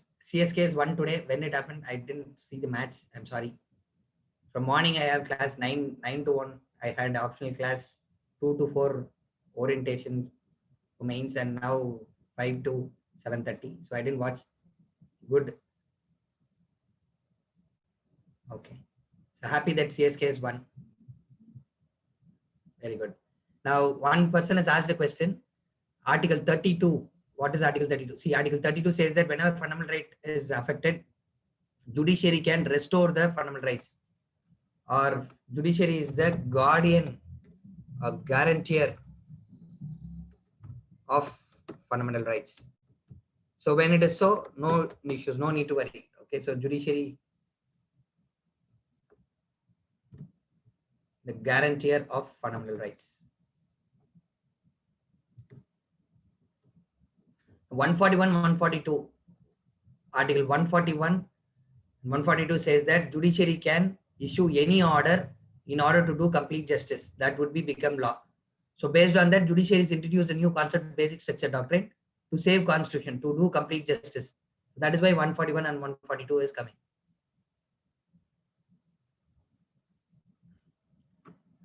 My dear students, I would like to repeat, okay, but see, if everybody is asking to repeat all the concepts, time will be delayed. So that is why I'm asking you one small help. If you enable your videos, okay, at least 3-4 people, I can see your expression, okay, whether you are taking note, whether you are understanding, whether I am going fast, okay. So I should need to see the faces, okay, so that I can control my face. Wherever you get fastly understanding things, I can identify from your face. I can go a little bit faster. Wherever you are not getting the points, I can get slow. Okay, so that is why I'm asking you to enable the videos. Okay, so then only I can do justice to my part. I can just feel your pulse, and just 3-4 people. Okay, so I think one student, Anchana, is supporting from beginning. Thank you.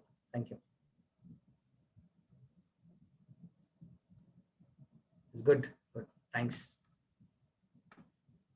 So they've asked to repeat Article 13 also. I'll repeat Article 13. Article 13 says whenever a law is violating the fundamental rights, once again, judicial review can be done. Okay. So based on Article 13, in order to protect fundamental rights, basic structure doctrine is used as one of the provisions, one of the doctrines to review the law. Okay. Any doubts? Any doubts in this? No. Okay. So this is the main question, basis of basic structure doctrine. Content is the same. These are the points that should come. They will change the words in the question, that's all. So you have to here and there make some corrections in the introduction and the conclusion. Okay, otherwise this will be the content. Okay. Now one of you has asked, sir, why Parliament can it make an amendment and formalize the basic structure doctrine? Whether basic structure doctrine can be formalized? Yes, that can be done. But remember, basic structure doctrine is a limitation on the power of Parliament. Basic structure doctrine is a limitation on the power, because it says these areas you cannot amend. And why would Parliament would create amendment to limit its power? Nobody will do that, right? You will not take an action to limit your own power. So the Parliament will not, or is not doing any attempt to make an amendment and define what is basic structure doctrine. Okay. Now, even if Parliament is doing that, the judiciary will strike it down, because once Indira Gandhi tried to do that, counter the basic structure doctrine, the court struck it down. And what if people are filing the case? in the court of law to review its decision, because in the recent current affairs you have seen many court decision has been reviewed and changed by the court of law. So is there a chance that judiciary itself will change the basic structure doctrine? Yes, there is a chance for it. But you must remember, when the basic structure doctrine judgment was given, 13-member bench or 13-judge bench gave the order. So now if the BSD doctrine has to be changed, 15 judges has to sit, consider the case and finish up the case.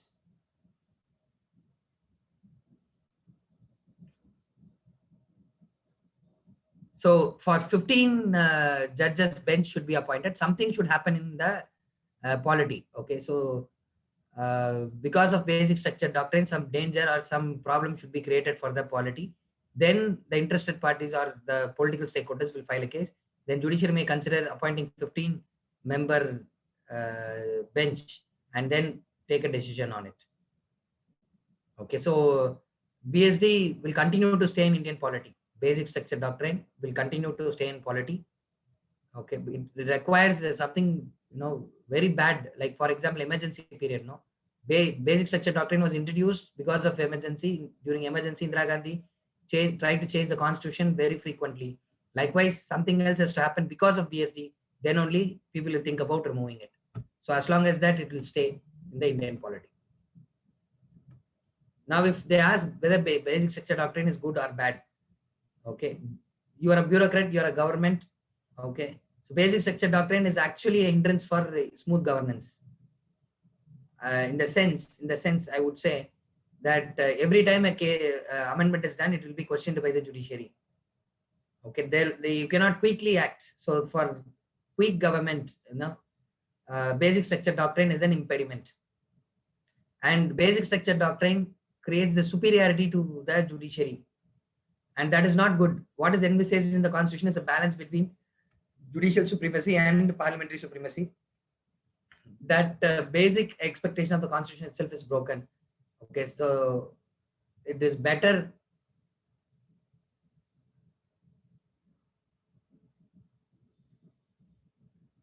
it is better that the parliament makes a constitutional amendment which balances the basic structure doctrine. Okay, now you have asked a question. Okay, so yes, there are why 15 judges. So usually review of the case should be done by a larger bench. So 13 bench means the bench should be larger. You may ask why not 14? The judges should be always in odd numbers. Then only, even if the judges are differing, you can go by majority judgment. So that is why always they go for odd numbers while sitting. Then is asked about Kesavananda Bharati case. Is it related to what? Kesavananda Bharati case is related to property only. And Golaknath case is also related to property. Okay, and what Golaknath said is changed by Kesavananda Bharati case. Now, if you know what is Kesavananda Bharati case, that is enough for the examination. Okay, so the cases before that, Champaka Rajan, Durai Rajan case, Shankari Prasad case, Golaknath case and all, no need to worry about it. Kesavananda Bharati case, they said there will be basic structure doctrine. Okay. The person Kesavananda Bharati died recently, only just 3 weeks before. He is a sage, he's a saint who was living in Kerala. Adanir Mutt, okay, his mutt is called as Adanir Mutt, and his mutt had a lot of properties. It was taken by the government of Kerala, so he filed a case in the court of law. In that case, while it was in the court, a lot of amendments was made to curtail right to property. So the main contestation of the case is whether Kerala government's action was correct, but judiciary took up this question whether constitution can be amended without any condition, or whether the parliament is having full powers to change the constitution. The Kesavananda Bharati case said the parliament does not have full powers to change the constitution. The power is limited. Power is limited.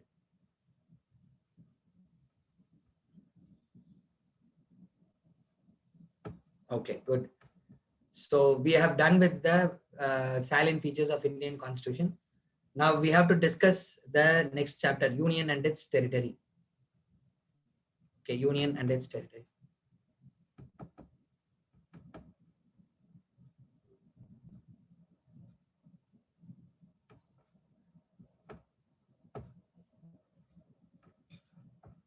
So we'll go to the next slide. Give me a second.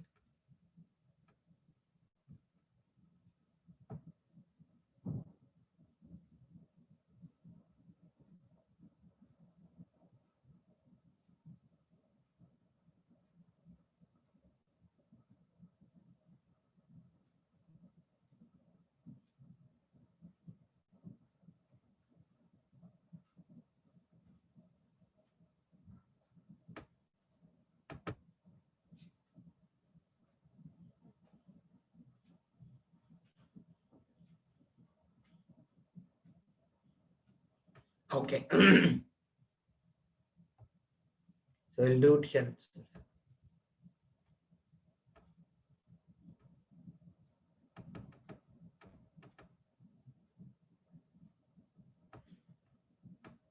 Union and its territory.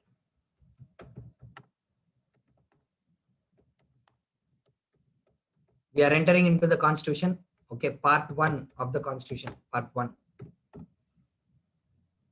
Okay, part 1 of the constitution. It talks about union and its territory. Articles are Article 1 to 4. Article 1 to 4. Now, you may be having doubts. What is an article? What is a part? What is a schedule, etc. and all. Okay, I'll explain you that.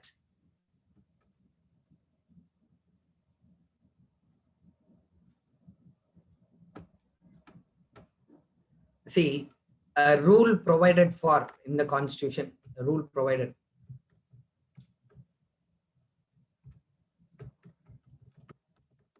is called as a provision. Okay, any rules. Okay, so our country is managed by rules. So when a rule is provided for in a document, it is called as a provision. Okay.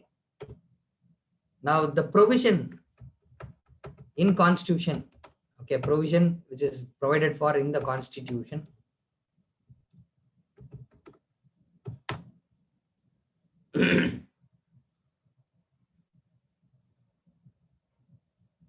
provision in the constitution is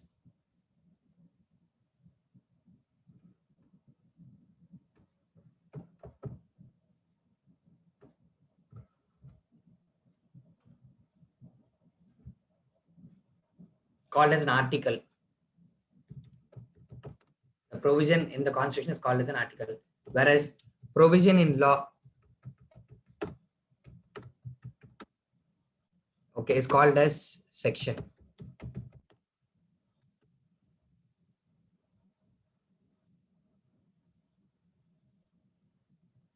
Okay, rule provided for is a provision. Provision in the constitution is called as an article. Provision in law is called as a section.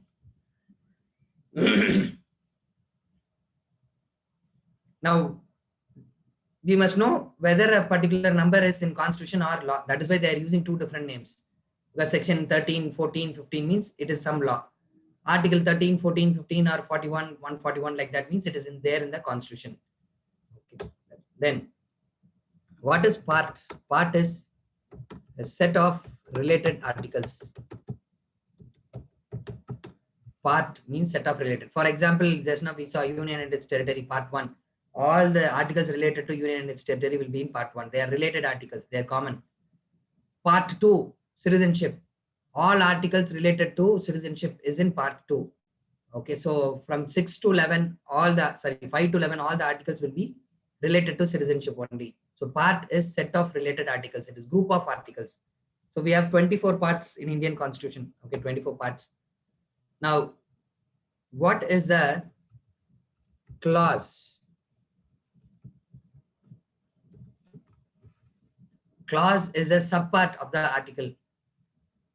Okay, so if one rule is provided for, in the article, fine. If 2-3 rules should be given, okay, they will do it under various clauses. So clause is subpart of article.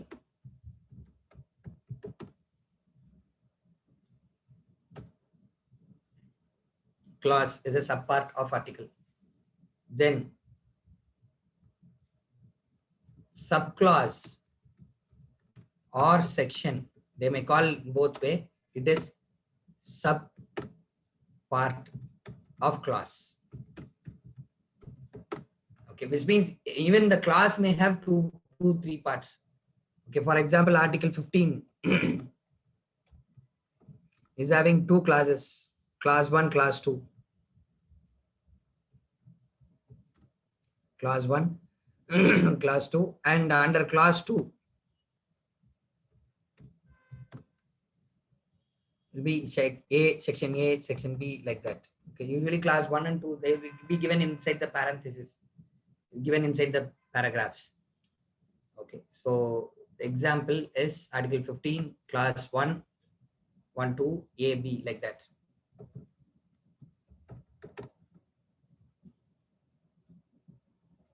Now, what is a schedule? We have used the word schedule. Schedule is a reference list. See, if you take your Lakshmikant book or our institute book, at the end, we will have a lot of lists. They will be giving information about president, prime minister. So many times president, prime minister will come in the book. If you want to know who are all the prime minister, you have to go and see in the appendix, the attachment at the end of the book. Likewise, in the constitution also, there are some words which is often repeated. Okay, again and again it is repeated. And if you want to know what it constitutes, you can go and look into the schedules, the list, reference list. I'll give you an example. The word union list is there, and we know 99 subjects are there in union list. Union list, we have 99 subjects.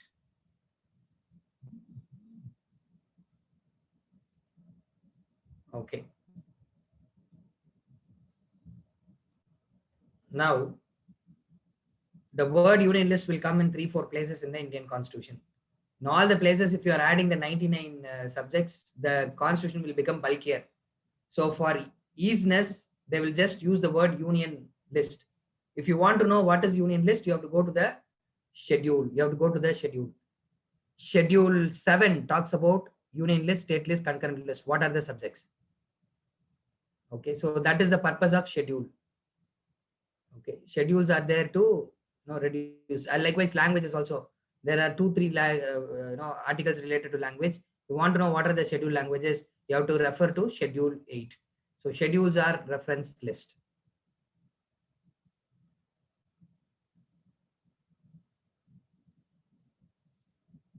Okay, so now the hierarchy is like that. Okay, so we will have a part in the Constitution. Then within the part you will have articles. So in articles we may have clauses. Inside the clause we may have a subclause or section. It may be called a subclause or section. Okay, any doubts in this?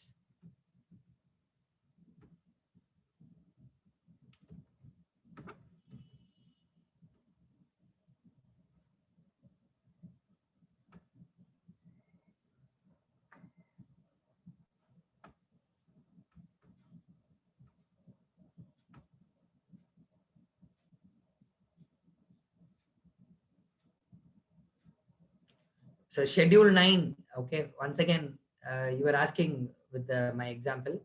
In case of Schedule 9, some 250 laws are there.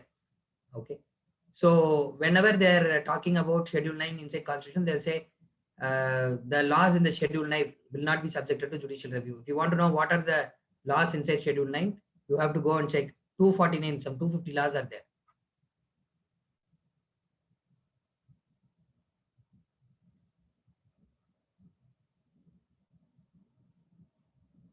Subclause or section. Okay, so one person asked whether it is subclause or subsection. It is subclause, or you can use the word section, not just subsection, but section. Where will be the laws will be stored? Okay, so there is a compilation every year. There is annual compilation. So when any new law is added, they will update it and there will be compilation. if you see the lawyer's office and all, no, they'll be having a lot of books behind them. It's nothing but compilation of law. So there are two ways of compiling law. One is chronologically, other thing is theme based. Chronological means 2020, what are the laws introduced? Okay, so that way you can refer, or you can do it in the chronological order. Theme based, which means industrial law, environmental law, laws related to labor, okay, laws related to agriculture and farmers. Like that, theme based also there is segregation. Okay, so for us it's not required. Okay, for us it's not required right now. Okay, so don't worry about that.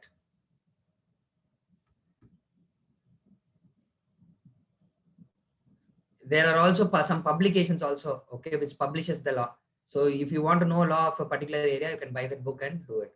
So for IAS officers, they'll give a manual when you become IAS officer. Okay, manual will be there. Okay, so the common laws where powers of IAS officer is described will be there. Okay, and Muzore also they'll give training. So now you need not worry about the laws. Okay, basic constitution, from constitution only they're going to ask questions. Okay, fine. Done. Now let us talk about union and its territory. Okay, now the article 1, it talks about India, that is Bharat.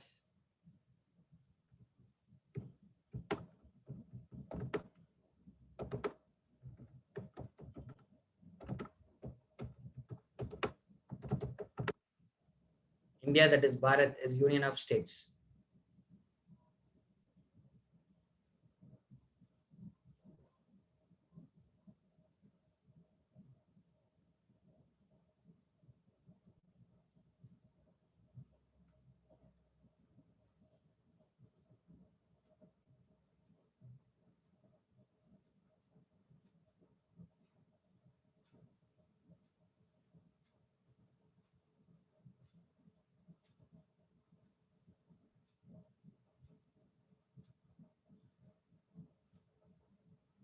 Now here, so far we were discussing that, before that, I'm sorry. There are two names for India, official names, India as well as Bharat. India is a modern name, Bharat is a traditional name. So there was a fight in the Constituent Assembly, okay, which name to be adopted. Some people said India is a modern name, it includes all the part of India, so let's go for India. But some others said that Bharat is a traditional name, so let us adopt a traditional name. And India is given by foreigners. Now at the end of the day, they said, let us not fight for namesake. There are other important problems to solve. So they decided to settle with both the names. Now the point you must notice, in the very first article, we are showing the democratic nature of our country. Okay, where we are accommodating all the views. We are not saying that this name should not be there, this name only. Okay, you want this, I want this, let us have both the names for India. Okay, so the entire essence, spirit of the constitution is explained in the article 1 itself. Okay, then we have to talk about why the word union is used. Okay, why not federal? Because we were saying India is a federal country. Okay, why not federalism?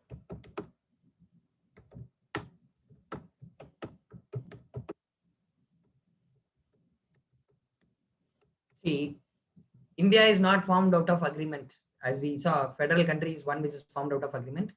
Okay, not formed out of agreement. So we cannot call it as a federal country. We have to say that it is a union. And moreover, if you give the name federal country, you will have to give more powers to the state. As we saw in USA, the states are having more power. If you give more power for the states, there is a chance the states may cede. States may cede. So in India, states, that is state of Tamil Nadu, Kerala, Karnataka, has no right to cede. They are using the word cede. Cede means they cannot get separated outside India. So that is why union government should have a control. We know India is a federation, or India is a federalism with strong center. So when you say India is a federalism with strong center, automatically the states have less powers. They have no right to cede.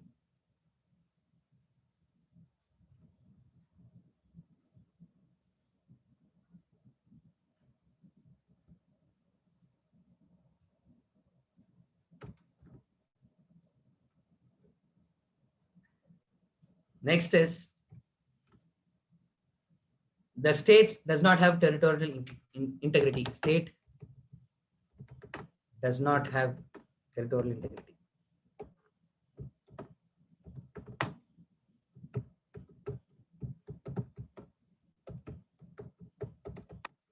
States does not have territorial integrity. The key word here is territorial integrity. Now, if you are announced India as a federal country, we should have given territorial integrity to states. Now, question is, what is territorial integrity? Integrity means undividedness, that you know.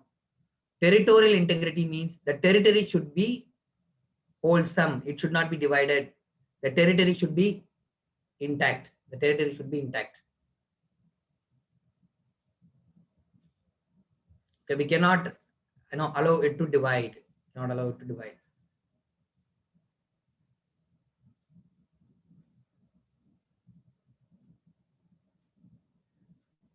Now, as a whole, India has territorial integrity. If you take as a country, India has a territorial integrity. Okay, its territories cannot be separated away. But states' boundary can be altered. When we say state does not have territorial integrity, it means states' boundaries can be altered. Now the question, why states' boundaries can be altered? Remember, in 1950, when we established the constitution, the states were demarcated, or the existing states at that time was not drawn according to the needs of Indian people. It was demarcated, drawn based on the needs of the British government to improve their trade and exploit as much as possible from India. So there was a need for redrawing the boundaries of the state. Now, if you give territorial integrity in 1950, you cannot do, and in 1950 itself, you cannot go for the entire reorganization of states, redrawing of states, altering the boundaries of the states according to Indian convenience. You cannot be doing it at one night, overnight, or 1 year. It needs some time. So they said, let states does not have territorial integrity. In future, the state's boundaries can be altered according to Indian convenience, according to our own administrative convenience. So that is why states does not have territorial integrity. Okay, so this is what, they will say that in case of USA,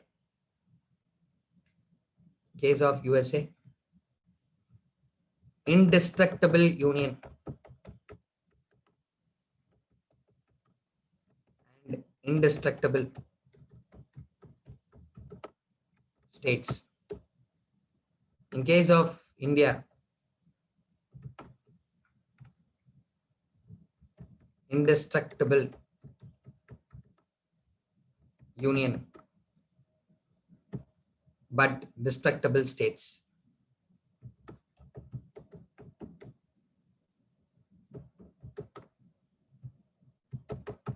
See, in USA also, once they have come as a federal country, they no more can break from the union. It is indestructible. But in case of India, union is indestructible, but states are destructible, meaning the states' boundaries can be drawn. And I told you the reason why. Okay. So we know there are 3 reasons why we are called as a union, because we are not formed out of agreement. We are not giving more powers to the state. States cannot cede. States does not have territorial integrity. But one more point you had, states may not have territorial integrity, but states' territorial integrity must be respected. Okay, states does not have territorial integrity, but you must respect their territorial integrity. What is the meaning? Whenever you make any changes to the state boundary, you have to ask the state its opinion. You have to go and ask the state a particular opinion. Okay, so state of Tamil Nadu is there. You're going to make any change, you will ask the state the opinion. When Andhra Pradesh was bifurcated and Telangana was created, State Legislative Assembly of Andhra Pradesh was asked for opinion. And the opinion is not binding. That leave that, we are going to discuss that point later. But right now, we must understand the state's territorial integrity must be respected. So whenever you're altering the boundary of that particular state, you should ask the state, what is your opinion? Whether it is okay for you. Like that, question has to be asked. Done. Okay, so this is regarding union and its territory. Okay. Then we have to see Article 2 and 3. Before seeing Article 2 and 3, you must know the difference between Union of India and Territory of India. You must carefully listen. Okay, Okay, Union of India and Territory of India.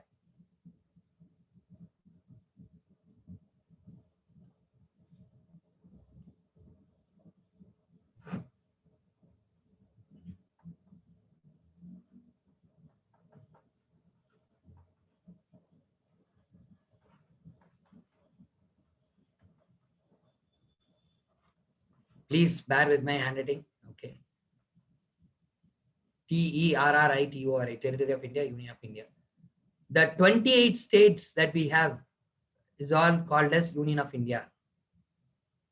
But Territory of India is a wider connotation. Union of India is a narrow connotation.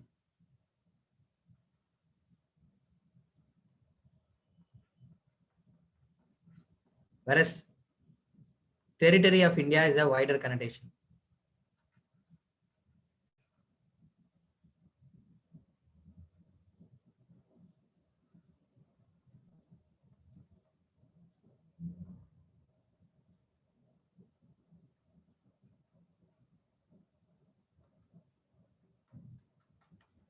So what and all is included in the Territory of India? Okay, Territory of India includes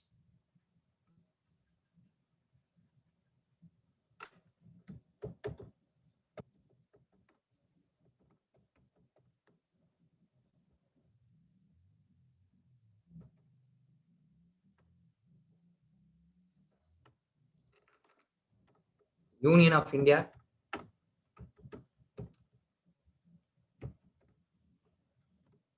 plus Union Territories,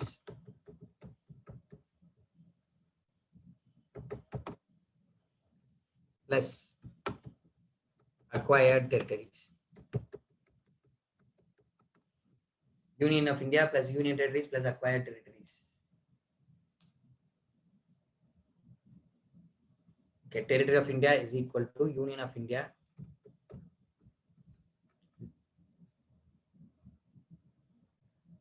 Now, what is the difference between Union of India and Union Territories? Union of India comprises states. The states have autonomy, but Union Territories does not have autonomy. For example, New Delhi, Pondicherry, Chandigarh and all, they don't have autonomy. They are directly under the central government. The point here is Union Territories are not part of Union of India. Remember, Union Territories are not part of Union of India. Acquired territories are not part of Union of India, but they are part of Territory of India. I'll explain further. Listen carefully. Whenever we are talking about the word center, or whenever we are talking about the government in Delhi, we use the word center, central government.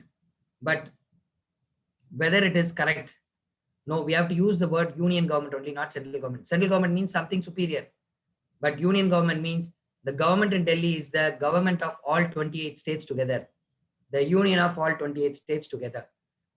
So we have a collective government in Delhi. All the states together is having a collective government in Delhi. That is what we call as Union of India. And this all 28 states together possess the territories. Okay, possess the now 8 union territories. We have 8 union territories. So they control it. They have the complete control over it. So union territories and acquired territories will not come under the Union of India.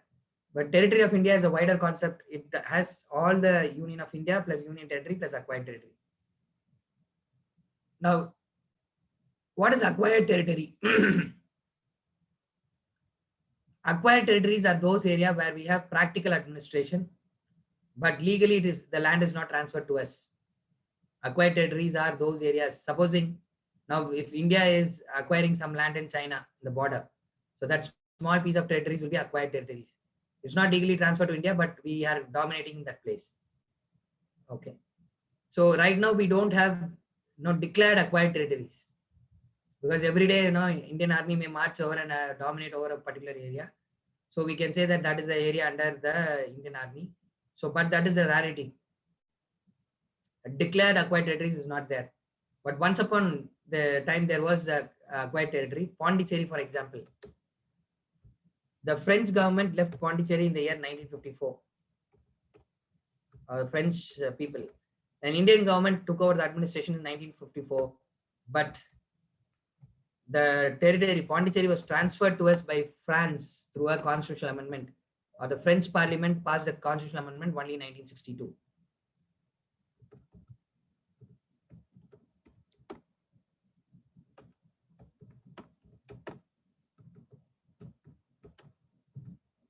So from 1954 to 62, Pondicherry was practically under Indian administration. Practically, it was under the Indian administration. But however,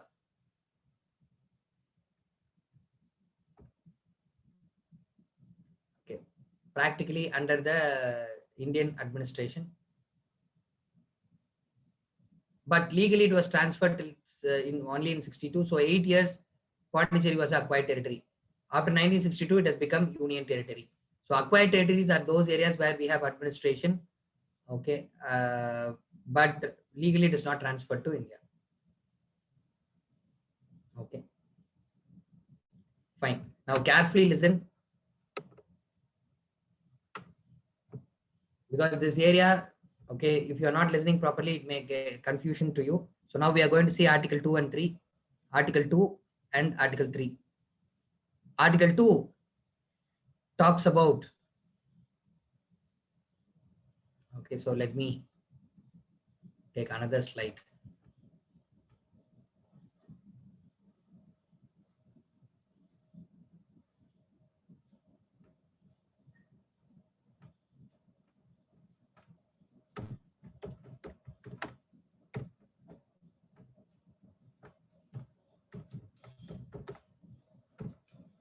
Article 2 talks about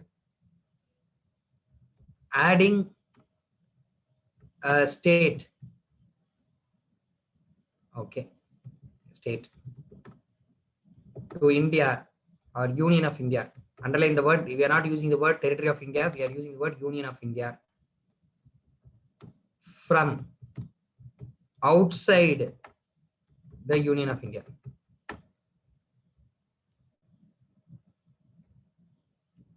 Okay, so make a small correction, adding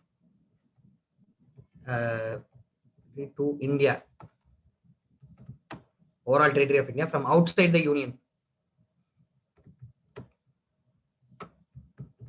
of India.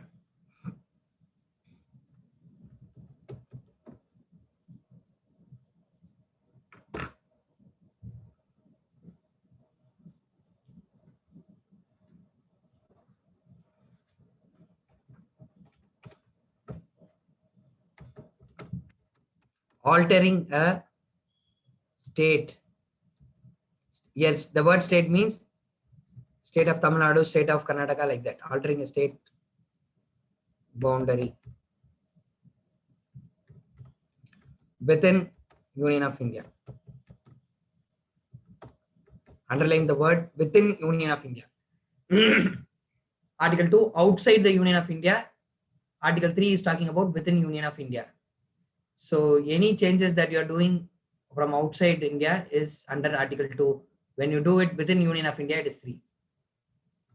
Okay, so now I need your answers. Okay.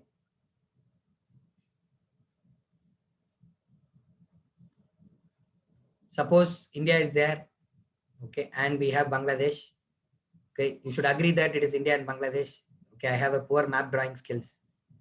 Okay, now if Bangladesh has to be added as a 29th state to India, 29th state, okay, Bangladesh is already a country. Here the word state means country, adding a country to India from outside the Union of India. So the entire Bangladesh is a state. We are adding it as a 29th state. When it comes inside India, it becomes state of Tamil Nadu, state, like that, state of Bangladesh, part of India. Okay, this can be done by Article 2. And what this Article 2 says, there is no condition. The conditions shall be set at the time of annexation. Article 2 says that, okay, whenever you are adding a new territory from outside Union of India, the conditions shall be set. Conditions shall be decided at the time of annexation. Okay, and this, okay, scenario, we call it as admission of a state. Why we are using the word admission? Already Bangladesh is a state. We are admitting it to the country, admission of the state. Now just imagine, Pakistan is there, a part of Pakistan, we are adding it to India as a 29th state. Okay. Now, it also can be done by Article 2, but this part of territory is not a state, it's just a territory. When you add it as a state, you are creating a state. So this one is called as establishment of state.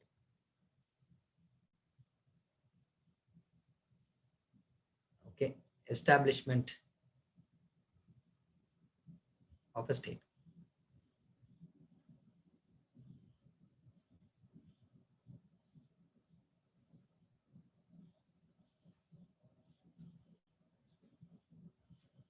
God.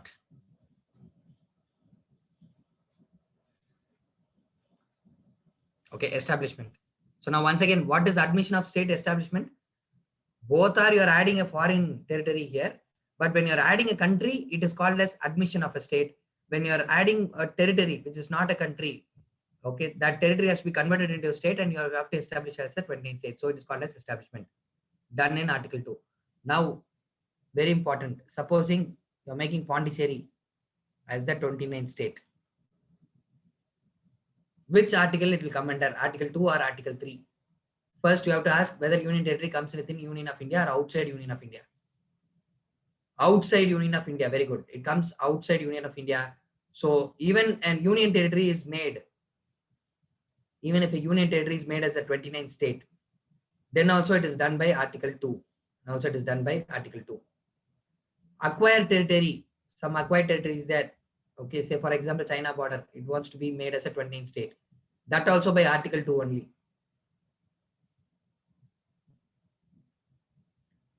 Okay, that also is done by Article 2.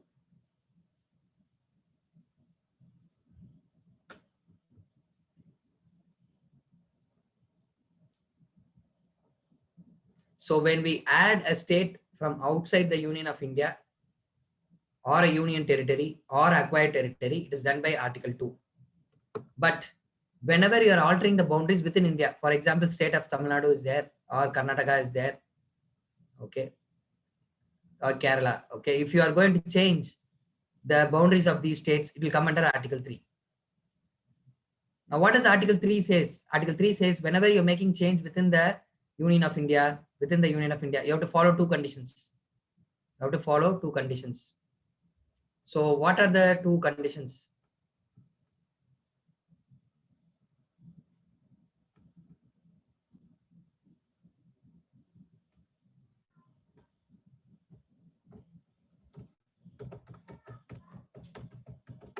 The two conditions are, one is recommendation of the president is required.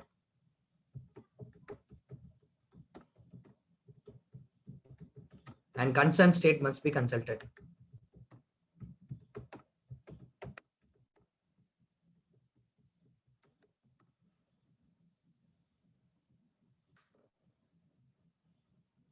What are the conditions? Recommendation of president is required and concerned state must be consulted.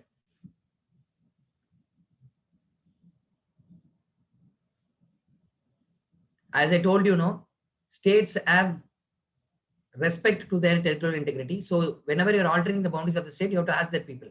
But under Article 2, there is no mandate. Whenever you're adding a foreign territory or a UT or acquired territory, you need not ask that people. Government can directly go ahead or fix the terms and conditions at that time. But under Article 3, when you are making any changes, you have to ask the corresponding state legislative assembly. And recommendation of president is required for such bill. Okay, such bill. Okay, so any bill to change the boundary of the state.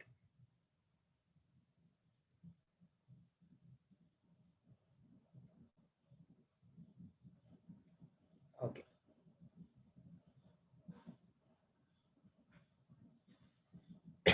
Now,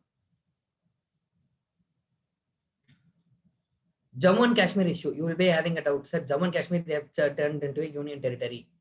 Whether it is possible, if it is possible, under which article? Okay, remember, Jammu and Kashmir is an exceptional state. Its status is covered under 370. So when Article 370 is deleted, okay, it loses its statehood. Special status is cancelled. Now it is an exceptional territory. Now this territory should be added to India. So when you have to add it to India, under which article it should be done? You may say it is Article 2, but remember, Jammu and Kashmir had its constitution that they have said whenever you are changing the boundary of Jammu and Kashmir, you have to ask the state legislative assembly. Okay. Now, instead of state legislative assembly was not functioning at that time. Parliament gave approval. If you ask it is whether correct or not, I would say it is wrong. But however, they have done it based on Article 370 and Jammu and Kashmir constitutional provisions. Article 2 and 3 will not come here, because Article 2 and 3 was not applicable to Jammu and Kashmir earlier. It was 370 and they abrogated 370. And when they tried to amend the alter the boundary, they did it on the basis of Jammu and Kashmir constitution.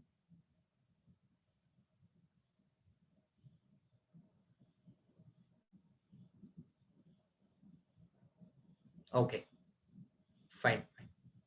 So now we have to see what are the two conditions and why these two conditions are there. Okay, how to remember them, how they will ask mains question and all that we can do it in the next class.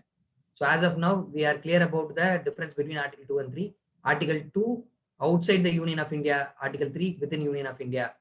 The important point you must remember is the Union territories and acquired territories is not part of Union of India, but it is territory of India. Okay, so Article 2, 3, the key word is Union of India. Okay, fine. Now I'll take questions. Okay, so far, whatever questions that is there in today's class, you can take. You can ask, and I request you to ask question through clicking the hand raise button. The reason is, some questions, you will type very fast. So the text will go up and down in the chat box. So I will not be able to read the question and listen the question properly. So it is better you click on the hand raise button and ask doubts. Okay, it will be convenient to finish the session faster. Yes, Shivapriya, can unmute and speak.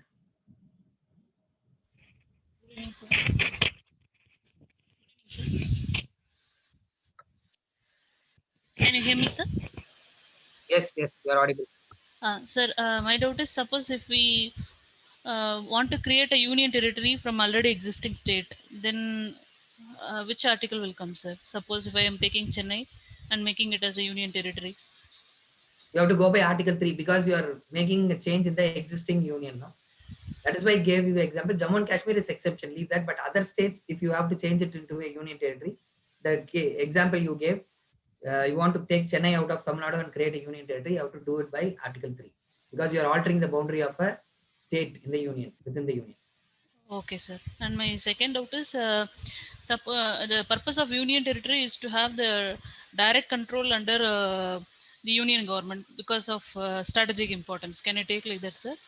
There are many reasons why a union territory is created. Okay, maybe for cultural reasons, for law and order maintenance. For Jammu and Kashmir, recently they have made for law and order maintenance and all those things and all. We will see it separately. Union territory will be taught to you, and that you will see. Okay, sir. And I have one last doubt, sir. It is general doubt. What is the difference between this inner line permit and Article 370 special status, sir? Because both of things need some permission to start business over there. So some peculiar cases is there, no, sir? Why Yes, ILP is required for that area? And what is the difference with the JNK? inner line permit is, even freedom of movement can be curtailed. If you enter into the state itself, you have to take permission. But Jammu and Kashmir, you can enter. Okay, enter freely.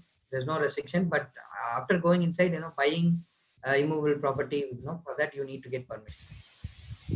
That is the difference. Okay. So inner line permit is about whether you can enter into the state. Okay, sir. Thank you, sir. Okay.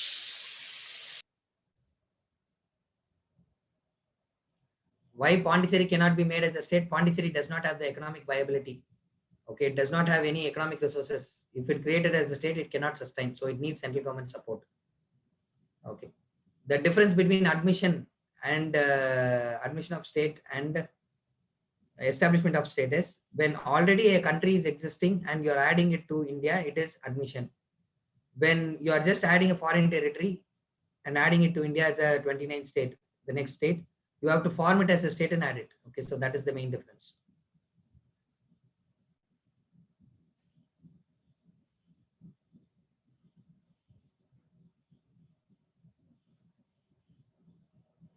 Any doubts?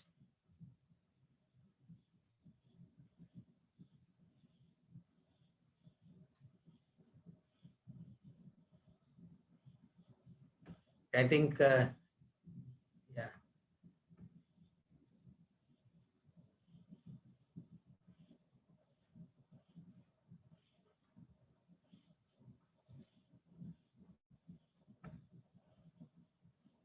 So US and India, okay, you want the US and India slide? Okay, I'll do it for you.